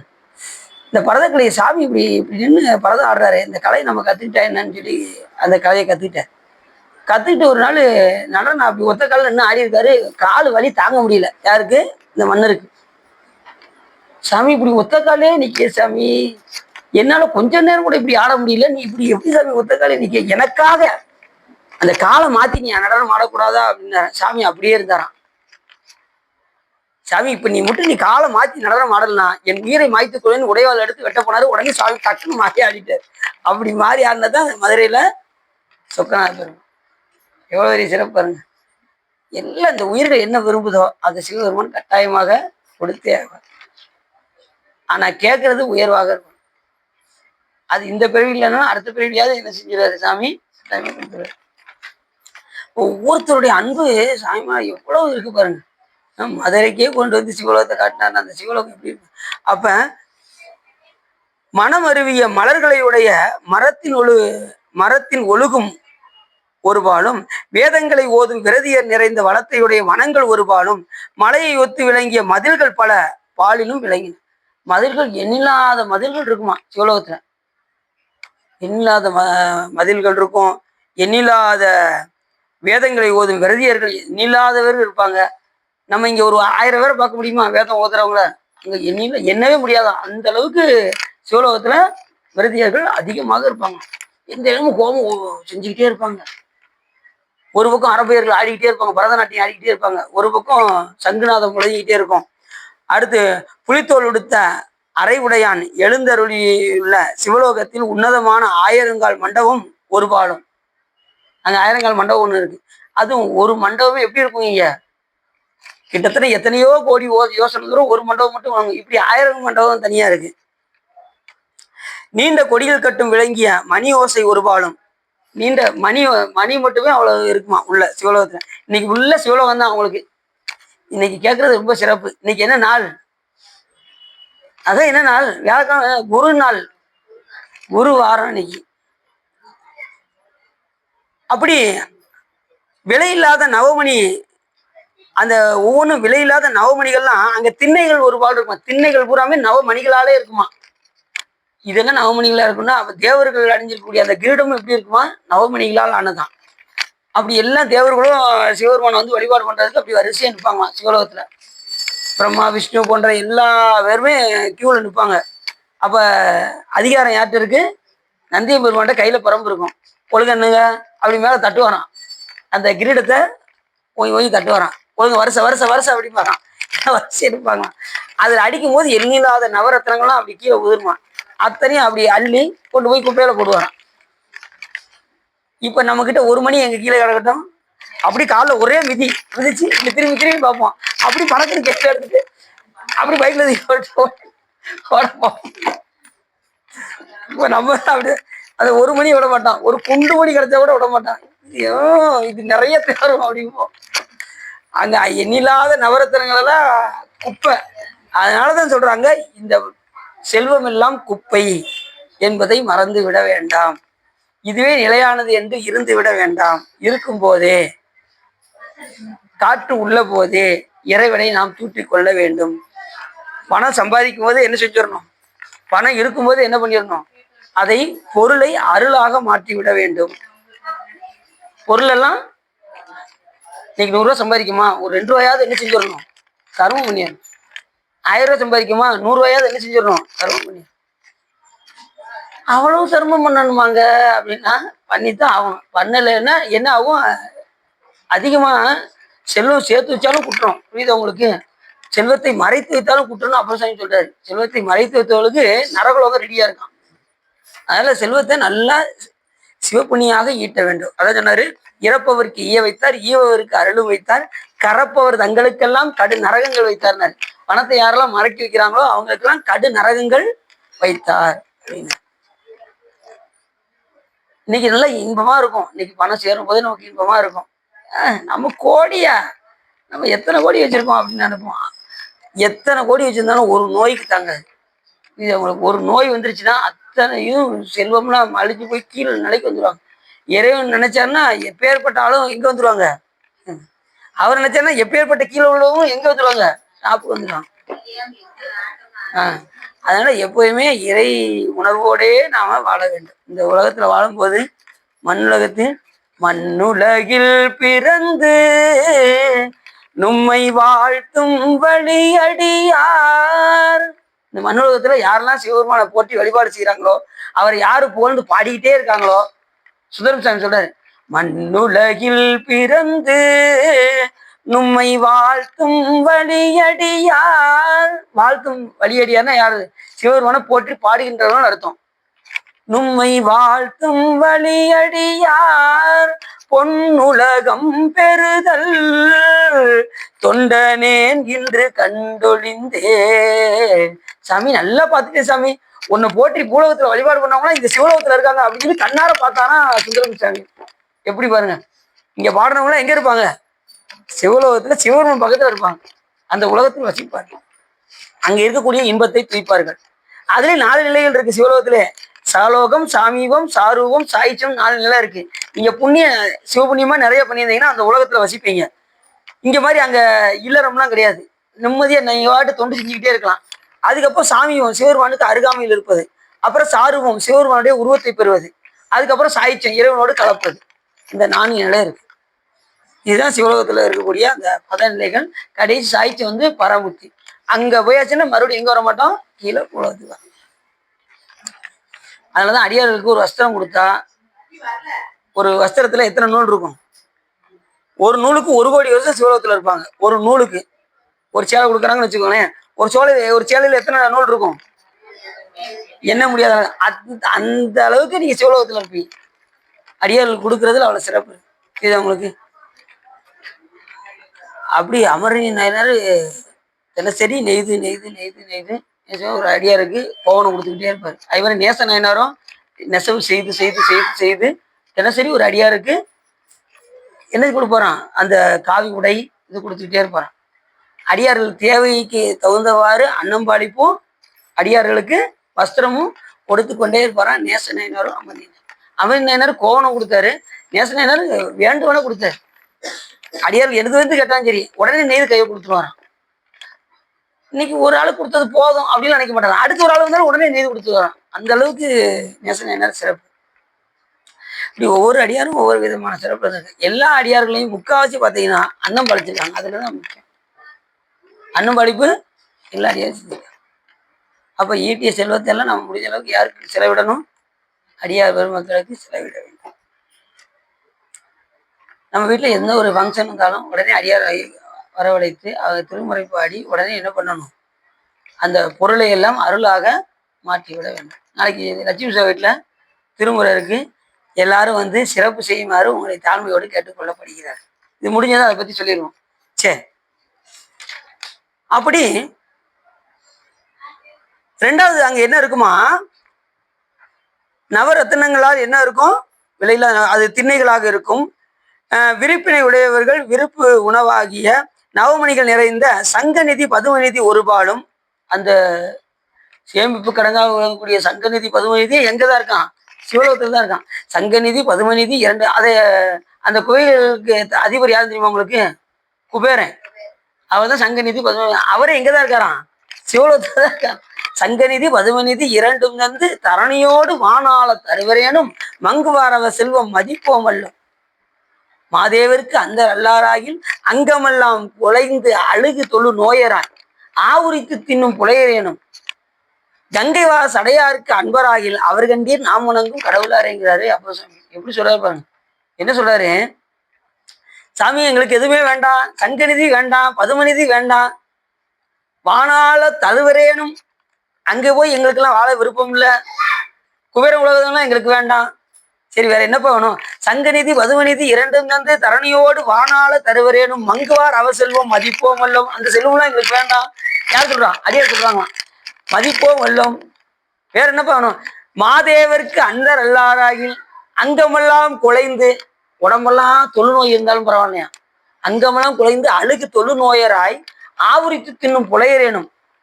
இந்த மாட்டாது சாப்பிடக்கூடிய புலையர் குலத்துல இருந்தாலும் சரி, அவர் ஒருத்தர், அதாவது உடம்பெல்லாம் தொழுநோயா இருந்தாலும் ஆவுரித்து தின்னக்கூடிய புலையர் குலத்துல இருந்தாலும் அவர் சிவபெருமானுக்கு அன்பரா இருந்தா, கங்கைவா சடையாருக்கு அன்பராகில் அவர் சிவபெருமானுக்கு அடியாரா இருந்தா அவரே நான் வணங்கும் கடவுளாரே. எப்படி சொல்ற பார்த்தீங்களா? பாட்டு அருமையான பாட்டு.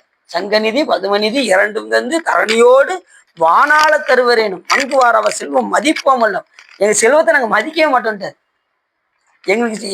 எங்களுக்கும் செல்வத்துக்கும் ரொம்ப தூரம். ஏன்னா சிவபெருமான் அடையிறதுக்கு செல்வம் நமக்கு தடை. புரிஞ்சுக்காத அவங்களுக்கு செல்வம் தடை. அது மாதிரி வேற எதெல்லாம் தடை அப்படின்னா, இந்த உடம்புல உள்ள பற்று நமக்கு தடை, இந்த உலகம் நமக்கு தடை. இதெல்லாம் நம்ம இது மேலாம் பற்று நம்ம என்ன செய்யக்கூடாது? வைக்கக்கூடாது. இந்த பற்றெல்லாம் ஒழிச்சாதான் சிவபெருமான் கிட்ட நம்ம போக முடியும். நமக்கு தடையா இருக்கிறதெல்லாம் உதறிட்டு தான் நம்ம என்ன செய்ய முடியும்? சிவபெருமான் மேல. அதனால சொன்னாரு, சங்க அப்படி இருந்துட்டோம்னா நாம எப்படி இருக்கலாம்? நாம இருக்கும் கொடியெல்லோம் நமனை அஞ்சோம் நரகில் இடர்புறோம் நடலை எல்லோம் ஏமாப்போம் பிணியறிவோம் பணிவோம் வல்லம் இன்பமே என்னாலும் துன்பமில்லை தாமா இருக்கும் குடியல்லா சங்கரன சங்கவின் கொலையோர் காதில் கோமார்க்கே நாம் என்றும் மீளாய் ஆளாய் கொய்மலர் சேவடியினையே சென்று குறிகினோமே என்று அப்பசாமி சொல்றாரு. அந்த அளவுக்கு நமக்கு குறைப்பு வந்துடும். எதை பத்தியும் நம்ம கவலைப்பட மாட்டோம். சிவபெருமானுக்கு அன்பர் ஆயிட்டோம்னா எதை பத்தியும். அதனாலதான் நிறைய அடியாரெல்லாம் என்ன சொல்லுவாங்களா? மங்குவார் அவ செல்வம் மதிப்போம் வல்லும் அங்கமெல்லாம் குலைந்து அழுது நோயராய் ஆவுரித்து தின்னும் புலையரேனும் கங்கைவார் சடையாருக்கு அன்பராகில். கங்கையை தலையில் வைத்திருக்கக்கூடிய சிவபெருமானுக்கு யார் அன்பரா இருக்காங்களோ அவரே நாம் வணங்கும் கடவுளாரே அப்படிங்கிறாரு. அருமையான பாட்டு தானே? இந்த பாட்டு பாடியிருக்கீங்களா? நித்தனும் இந்த பாட்டு தாங்க நாங்க பாடிக்கிட்டு இருக்கோம் அப்படிங்கிறது தெரியுது. சரி, சரி. அப்படி இந்த இதெல்லாம் எங்க தான் இருக்கான்? சிவலோகத்துலதான் இருக்கான். இந்த நிதிகள் எல்லாம் அலைமொழி இந்த பொன்னிலையுடைய நதி ஒரு பாலம் நதி ஓடிக்கிட்டே இருக்குமா. அதுல பார்த்து பொன்னாரே ஓடுமா. ஒரு இடத்துல பொன்னாறு ஓடிக்கிட்டு இருக்குமா சிவலோகத்துல. முழங்கு நீலக்குளம் விரிந்த தடாகங்கள் ஒரு பாலம். ஒரு பக்கம் குளம், நீலக்குளம் மலர்களா அங்க நிறைய இருக்குமா. நீலக்குளம் மலர் பார்த்துருக்கீங்களா? நீல கலரா இருக்கும். இப்ப எங்க திருத்தணியில இருக்கு. அந்த மலர்கள் வந்து அதிகமா இருக்கிறது திருத்தணியில இருக்கு. அங்குள்ள தடாகத்துல நீங்க போய் பார்த்தீங்கன்னா தெரியும். நம்ம அவசர அவசரமா போயிட்டு வந்துட்டாங்க. நான் எங்களுக்கு எங்க தெரியுது. விறுவிறுன்னு போனவங்க சாமியை பார்க்கறதே பெரிய பாடாயிருச்சுங்க. அதுல ஒரு 3 மணி நேரம் வரிசையில் நின்று பார்த்துட்டு வந்ததோட சரி, அந்த குளத்தை நாங்க எங்கன்னு கூட பார்க்க. அங்க நீலோத் குளம் மலர் இருக்கு திருத்தணியில. எல்லாருமே அவசர அவசரமா போய் வரிசையில் நின்று சாமியை பார்த்ததே பெரிய பாடாகி போச்சு. சரி ரைட். அப்படிதான் பார்த்துட்டோம், சாமியை பார்த்துட்டோம். 2 மணி நேரம் வரிசையில் நின்னோம்ல.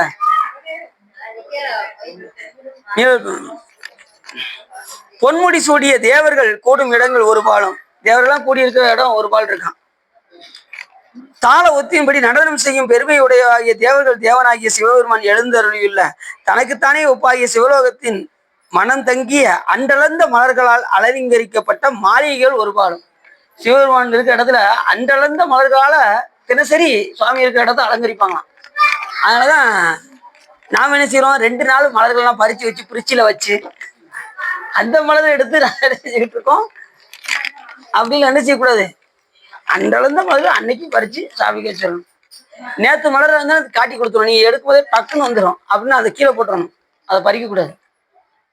அண்டளந்த மலர் பறிக்கும் போது அப்படி இப்படி மறைச்சு அதை பறிக்கும் போது தெரியும், அது ஸ்ட்ராங்கா பற்றி நிற்கும். அதுலேயே தெரிஞ்சிடும் உங்களுக்கு மலர் பறிக்கும் போது. அப்படி அண்டர்ந்த மலர்களை கொண்டு சிவபெருமானுக்கு அங்கு மாளிகைகள், தீப்பறி போன்ற மாணிக்கங்களால் அலங்கரிக்கப்பட்ட மாளிகைகள், சிற்ப நூல் விதிப்படி செய்த சந்திரனை போன்ற மாளிகைகள் ஒரு பாலம், ஒளியுடைய மரகத்தால் அலங்கரிக்கப்பட்ட மாளிகைகள் ஒரு பாலம், மாற்றி அந்த பொன்மயமான பெரிய மாளிகைகள் ஒரு பாலம். இப்படி எல்லா நவரத்னங்கள்லையுமே சாமிக்கு அங்க மாளிகைகள் இருக்கின்றன. அச்சிவலோகத்தில் ஒருபால் சிங்கம் போன்ற உருவமுடைய சிலர் ஒருபாலும், புலி போல ஒருபால் இருப்பவர்களும், அது மாதிரி குதிரை போன்று இருப்பவர்களும் அங்க உண்டான். அவங்க செய்த வினைக்கு தகுந்தவாறு ஒருத்தர் குதிரை முகமா இருப்பாராம், ஒருத்தர் சிங்க முகம் போன்று இருப்பாராம், ஒருத்தர் வந்து யானை முகம் போன்று ஒருத்தர் இருப்பாராம், ஒருத்தர் குதிரை முகம் போன்று இருப்பவர்களும் அங்கே சிவலோகத்தில் உண்டு. அச்சிவலோகத்தில் ஒருபால் ஆவை போல உருவ உடையவர், ஆனா பசுவை போன்ற உருவ உடையவரும், ஒருபால் மான் போல் உருவத்தை உடையவரும், ஒருபால் மயில் போல் உருவத்தை உடையவரும், சிலர் குயில் போல் உருவம் உடையவரும் அங்கே இருக்கின்றார்கள். எங்க சிவலோகத்தில். அச்சிவலோகத்தில் சிலர் ஒளியுள்ள ஒரு முகமே பொருந்துவார்கள். ஒரு முகம் உடைய ஒளி பொருந்தியவர்கள் உண்டு, பல முகம் பொருந்தியவர்களும் உண்டு, சிலர் ஒரு காலம் சிலர் பலர்காலம் பொருந்தியவர்களும் அங்கே உண்டு. சிலர் பெரிய காதுகளையும் பொருந்துவார். சிலருக்கு பெரிய காதுகள்லாம் இருக்குமா. சிலர் சிறியதாயினும் அக்காது இல்லாதவாறும் உள்ளதான். காதை இல்லாதவர்களும் இருக்காங்களாம் எங்க சிவலோகத்துல. சிலர் பல நிறம் பெறும் உருவங்களை பொருந்துவார்கள், சிலர் இயல்பான உருவங்களை பொருந்துவர்களும் அங்கே உண்டு. பேரறிவினராய் ஒரு காலத்தும் கெடாதவராய் பரமேசன் பதம் பணிபவராய் பல வகையான இவ்வுருவங்களை யாவும் பரமேசன் திருவிளையாட்டினால் நன்மைக்கெல்லாம் மேலான நன்மையாகவே அச்சிவலோகத்து உள்ளாரிடத்து பொருந்தும். பாருங்க, ஒரு காலத்தும் கெடாதவராய் பரமேசன் பதம் பணிந்தவராய் பல வகையான உருவங்களை யாவும் அப்பரமேசன் திருவிளையாட்டினால். இப்போ ஒருத்தரும் இந்த உருவங்கள்லாம் இருக்காங்கல்ல, இதெல்லாம் சிவபெருமானுடைய திருவிளையாட்டினால் அவர்கள் அந்தந்த உருவத்தை பெற்று அங்கே இருக்காங்களாம். எதுக்காக அப்படின்னா, அவங்களுக்கு சில அதாவது கொஞ்சம் ஆணவங்கள வாசனை இருந்துச்சுன்னு வச்சுக்கோங்க, அவங்கள சிவலோகத்துல வச்சு சாமி அவங்கள திருத்துவார். இந்த குதிரை முக உடையவங்க, யானை முகம் உடையவங்கலாம் அவங்க வினைக்கு தகுந்தவாறு புண்ணியம் நிறைய பண்ணியிருப்பாங்க. இப்போ அடுத்தவங்களை பார்த்து கொஞ்சம் குறை சொல்லியிருந்தாங்கன்னு வச்சுக்கோங்களேன், அப்போ அவங்க புண்ணியத்துக்கு சிவலோகத்துக்கு போயிடுவாங்க. 2வது இந்த சிலவரை குறை சொல்லி செஞ்சு இந்த முகத்தை அடைஞ்சவங்களுக்கு சிவபெருமான் அங்கே வச்சு கொஞ்சம் ஞானத்தை போதிச்சு அதுக்கப்புறம் அதுக்கு மேலேயே சிவபெருமான் அடைய போகிறான். இது அவங்களுக்கு அதான் சொல்றாரு. இது எல்லாம் எதனாலன்னா சிவபெருமானுடைய திருவிளையாட்டினால் அவர்கள் அந்தந்த உருவத்தை வருகின்றார்கள். இதெல்லாம் பெருமானுடைய சாமி நினைச்சார்னா என்ன வேணாலும் அவர் காத்தும் படைத்தும் கறந்தும் விளையாடி எல்லாமே சிவபெருமானுக்கு ஒரு விளையாட்டு. அது ஒரு இடத்துல சொல்லிக்கிட்டு இருந்தேன், விளையாட்டு விடுறதுக்கு நாங்களாக கிடைச்ச நாங்க எவ்வளோ துன்பப்படுறோம் அப்படின்ட்டார் ஒருத்தர். அவர் அப்படியே கேட்டாரு, நாங்க எதுக்கு துன்பப்படணும், நீ செஞ்ச வினையா அதனாலதான் நீ அனுபவிக்கிறார். அவரோடு செய்த வினைக்கு தகுந்தவாறு நம்ம சாமி இங்க நல்ல தெரியும். சாமி வந்து நீதிநிலை தவறாதவன், அவர் மேல ஒரு குற்றமும் கிடையாது. குற்றம்லாம் யார் மேலதான், உயிர்கள் மேல் குற்றம். சாமி வினைக்கு தகுந்தவாறு நம்ம பிறவி கொடுத்துருக்காரு. இதுல இருந்து தப்பிச்சு போகக்கூடிய வழியை பார்க்கவே தவிர எனக்கு துன்பம் வருதேன்னு சொல்லி சிவபெருமான கோபப்பெல்லாம் படக்கூடாது. சாமி நமக்கு வினைக்கு தகுந்தவாறு உடம்பு கொடுத்துருக்காரு. இதை கொடுத்த இறைவனை போற்றி புகழ்ந்து பாடி அவனுக்கு பணி செய்து இந்த பிறவிலிருந்து நீக்கக்கூடிய வழியை பார்க்கறத விட்டுவிட்டு சிவபெருமானை போய் குற்றம் சொல்லிக்கிட்டு இருந்தான்னு வச்சுக்கோங்க, எத்தனை பிறவி மறுபடியும் இங்க இருக்கும்னு சொல்ல முடியாது. பல நல்லா இருந்து பார்ப்போம் அப்படின்னு என்ன செஞ்சுறாரு, பிறப்பதற்கே தொழிலாகி இறக்கின்றாருன்னு போட்டுருது. அதனால அது மாதிரி சாமியை போய் யாரும் என்ன செஞ்சிடக்கூடாது, திட்டிடக்கூடாது. திட்டுனீங்கன்னு வச்சுக்கோங்க அந்த பிறவியை நீங்க எடுத்தாகணும். வேடனேன்னு தான் சொன்னாரு. கண்ணப்பன் என்ன பண்ணாரு, அர்ஜுனன் என்ன பண்ணாரு, வேடனே நான் யார் தெரியுமா உனக்கு அப்படின்னு சிவபெருமானை பார்த்து சொன்னாரு. அப்படியாப்பா நான் யார் தெரியுமா அப்படின்னு சிவபெருமான் தன்னுடைய விஸ்வரூபத்தை காமிச்சார். அடுத்த நிமிஷம் திருவடியில் விழுந்துட்டாரு அர்ஜுனன். சாமி நான் தெரியாம சொல்லிட்டேன் சாமி அப்படின்னாரு. எனக்கு முக்தியை கொடுங்க அப்படின்னாரு. எப்பா இந்த பிறவில பாஸ்வத அஸ்திரம் தான் கேட்க வந்தேன், இந்தா வச்சுக்கோ, அடுத்த பிறவில உன்னைய நான் ஆட்கொள்கின்றேன்னு சொல்லி 6 நாள்ல மோட்சத்தை கொடுத்தாரு சிவன். வேடனின்னு சொன்னதுனால மறுபிறவில ஏதாவது வந்து பிறந்தாரு, வேடுவனாக வந்து பிறந்தார். வேடன் சொன்னதுக்கு எப்படின்னா, மற்ற ஏதாவது சொல்லி தயவு செய்து என்ன செஞ்சுறாங்க, சாமியை கோபிக்காங்க. சாமி கோபப்பட்டா நம்ம தாங்க மாட்டோம். அவன் நம்ம சாமி எந்த நிலையிலையும் சாமியை கோபிக்கவே கூடாது. அதுக்காக நம்ம கோச்சு நம்ம சாமி வந்து நம்மளை குழந்தையத்தான் பார்ப்பாரு. இருந்தாலும் அறியாமையில் நாம் என்ன செய்வோம், சில தவறுகள்லாம் செய்வோம். ஆனா இந்த சொற்பொழியை கேட்டு நீங்க என்ன செய்யக்கூடாது, சாமி மேல எல்லா துன்பமும் நாமளே வர வச்சுக்கிட்டது. நம்ம இன்பப்படுவதும் துன்பப்படுவதும் யாரால வந்தது, நம்மளால வந்தது. ஒவ்வொரு பிறவிலையும் நாம் செய்த வினையை நமக்கு எடுத்து ஊட்டும் போது அது நமக்கு இன்பமாகவும் துன்பமாகவும் வருது. அப்ப அன்னைக்கு பெருமானே எனக்கு நல்ல வேலை, நான் பெரிய துன்பத்தை எனக்கு சிறுசாக்கிட்டேன் அப்படின்னு சொல்லி சுவாமிக்கு நன்றி தான் சொல்லணுமே தவிர சாமியை பழிக்க கூடாது. புரிஞ்சுச்சா? சீரியஸா? இன்பம் இருந்தாலும் ஏதோ நான் பண்ணியிருக்கேன் போல பெருமான் நமக்கு தந்திருக்காரு, எல்லாம் சிவன் செயல் அப்படின்னு விட்டுறணும். எது வந்தாலும் இன்பம் வந்தாலும் துன்பம் வந்தாலும் எல்லாம் சிவபெருமான் திருவருள் என்று அதை அனுபவித்து விட்டால் நமக்கு என்ன வராது, மேல்வினை ஏறாது. பேர் அறிவினராய் ஒரு காலத்து கெடாதவராய் பரமேசன் தன் பணி பவராதலில் பல வகையான உருவங்களை அப்பரமேசன் திருவிளையாட்டினாலே இவ்வுருவங்களை எல்லாம் அவர்கள் பெறுகின்றார். பக்தி வைராக்கியத்தின் உறுதியை உடையாரும் சிவபெருமான் அருளிய பணிவிடை இடத்தே கருத்தினை உடையாரும் மலநோய் சற்றும் இல்லாதவரும் எல்லாம் எங்க இருப்பாங்க, சிவலோகத்துல இருப்பாங்க. பக்தி வைராக்கியம் அதிகமா இருந்தா எங்க இருப்பாங்க, சிவலோகத்துல. பக்தி வைராக்கியம் இல்லைன்னு வச்சுக்கோங்க, சில பேர் பார்த்தீங்கன்னா கோயிலுக்கு வரும்போது, சாமி இனிமே தினசரி நான் கோயிலுக்கு வந்துடுவேன், இனிமே அடியாரோட தான் இருப்பேன், இனிமே திருமுறைகள் தான் பாடுவேன், இனிமே ஒரு நாள் கூட நான் தவற மாட்டேன் அப்படின்னு அந்த உரைப்போடு அந்த பக்தி வைராக்கியம் இருக்கும். வீட்டுக்கு போனது எல்லாமே மாறி 2 நாள் லீவ் போட்டுவாங்க கோயிலுக்கு. அதுக்கப்புறம் அடியாரோட பாட்டு பாடுறதுக்கு சூழ்நிலை சரியில்லைங்க, வரந்தான் நினைக்கிறேன் என்ன பண்றது அப்படின்னு அந்த மாதிரி ஆயிடும். இது அவங்களுக்கு அதாவது அந்த பக்தி வைராக்கியத்தை கடைசி வரைக்கும் அதை பாதுகாக்கும். அந்த வைராக்கியத்தை விடக்கூடாது. இந்த மயானத்துல போய் இருக்கிறது மயான வைராக்கியம் பேரு. இது வந்து பக்தி வைராக்கியம். சாமி கிட்ட வர்றது பக்தி வைராக்கிய பக்தி இருந்தாதான் சிவபெருமானை பார்க்க முடியும். அந்த ஆர்வம் இருந்தாதான் சிவபெருமானை பார்க்க முடியும். ஆர்வம் உடையார் காண்பார் அரணடி என்று கூட யாரு சொல்றா, திருமலதேவன் என்ன சொல்றாரு, யாரு சிவபெருமான் மேல ஆர்வம் அதிகமாக இருக்காங்களோ, அந்த பெருமானை அடைய வேண்டும் என்கின்ற உறுதிப்பாடோடு இருக்காங்களோ அவங்களுக்கு தான் சிவபெருமான் கிடைப்பார், மற்றவங்களுக்கு கிடைக்கவே மாட்டார். உங்களுக்கு சிவபெருமான் மேல ரொம்ப அன்பு இருக்கா, ஆசை இருக்கா, அன்பு இருக்கா? சிவபெருமான் மேல அன்பு இருக்கணும், அடியார் மேல ஆசை இருக்கணும். மாணிக்கா சொல்றாரு, ஆசையெல்லாம் அடியார் அடியோமினும் அத்தனை ஆகாது சொல்றாரா. ஆசையெல்லாம் யார்கிட்ட இருக்கணும், அடியாரோட இருக்கும். அந்த அடியார்கிட்ட போய் சேரணும். அவங்க நிறைய விஷயங்கள் படிச்சிருக்காங்க, அவங்களோட சேர்ந்து நாமளும் சில விஷயங்கள் தெரிஞ்சுக்கிறோம் அப்படின்னு போய் விஷயங்கள்லாம் கேட்கணும். இது எப்படி அது அப்படின்னு கேட்டுக்கிட்டே இருக்கணும்.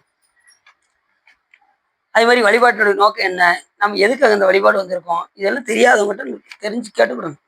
இல்லைன்னா சொற்பொழிவு வந்தாலும் என்ன செய்யணும், கேட்டுக்கணும். கேட்டு தெரிந்து கொண்டு அதன் வழி நம்ம நடக்கணும். அப்படிதான் நம்ம வாழ்க்கையெல்லாம் கொண்டு செலுத்த வேண்டும். ஆசையெல்லாம் அடியார் அடியோம் எனும் அத்தனை ஆகாது.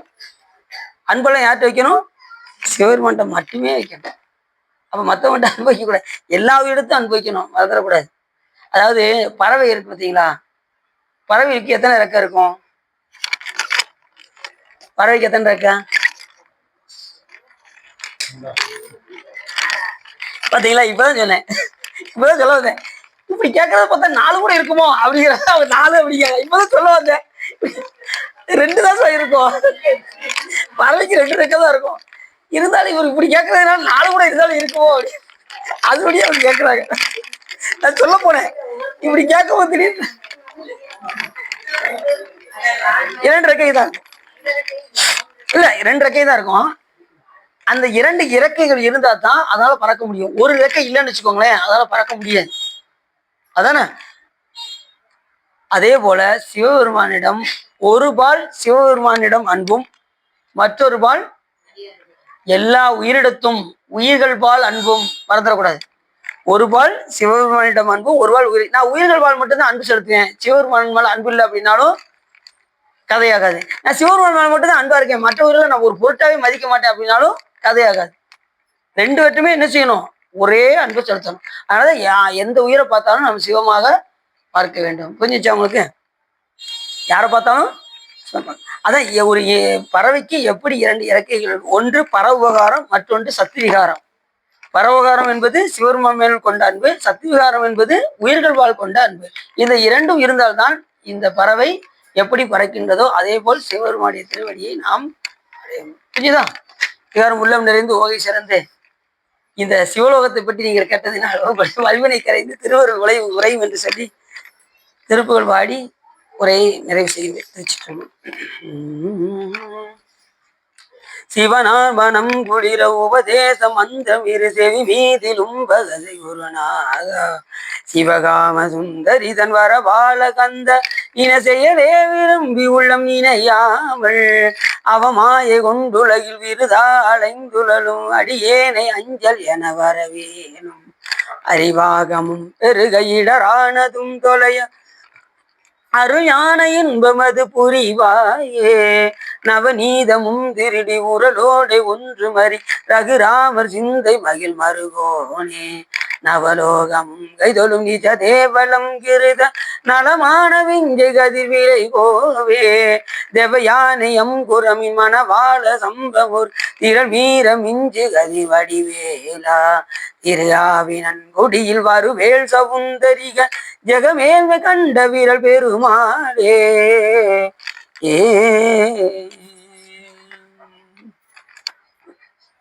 கைலாய பரம்பரை சிவஞான போத நெறிகாட்டும் வெண்ணை பயில்வாய் மேகண்டான் சந்ததிக்கோர் மெஞ்ஞான பானுவாகி குயிலாரும் பொழில் திருவாபுர திரைவாள் நமச்சிவாய தேவன் சைலாதி மரபுடையன் திருமரபு நீடோடி தலைக மாதோ பவப்பெரும் கடலை கடந்திருதற்கு பரமன் வகுத்த அருணறியை ஓப்புடன் உயிர்கள் கடைபிடித்து உயவதும் உரசை ஆதினத்து தவப்பிரகாசன் தரணியில் இயங்கும் தன்னருள் செங்கோல் வச்சியம் சிவப்பிரகாச தேசியன் மலத்தால் சென்னியில் கொண்டு போற்றுதுமே வான்முகில் வளாது வேகம் அடிவளம் சுரக்க மன்னன் கோன்முறை அரசு செய்க குறைவில்லாத உயிர்கள் வாழ்க நான்முறை அறங்கள் ஓங்க நற்றவம் வேள்வி மல்க மேன்மைகள் சைவ நீதி விளங்குக உலகமெல்லாம் பையம் நீடுக மாமலை மண்ணுக மெய் விரும்பிய அன்பர் விளங்குக சைவ நன்னறிதான் தலை தூங்குக தெய்வவன் திருநீர் சிறக்கவை திருச்சிற்றமும் வரணம பார்வதி பதையே தென்னாருடைய சிவனையே போற்றி வெற்றிவேல் முருகனுக்கு திருச்சிற்றம்பலம் தில்லையம்பலம் பொன்னம்பலம் அருணாச்சலம் ஏகாம்பரம் அமைதி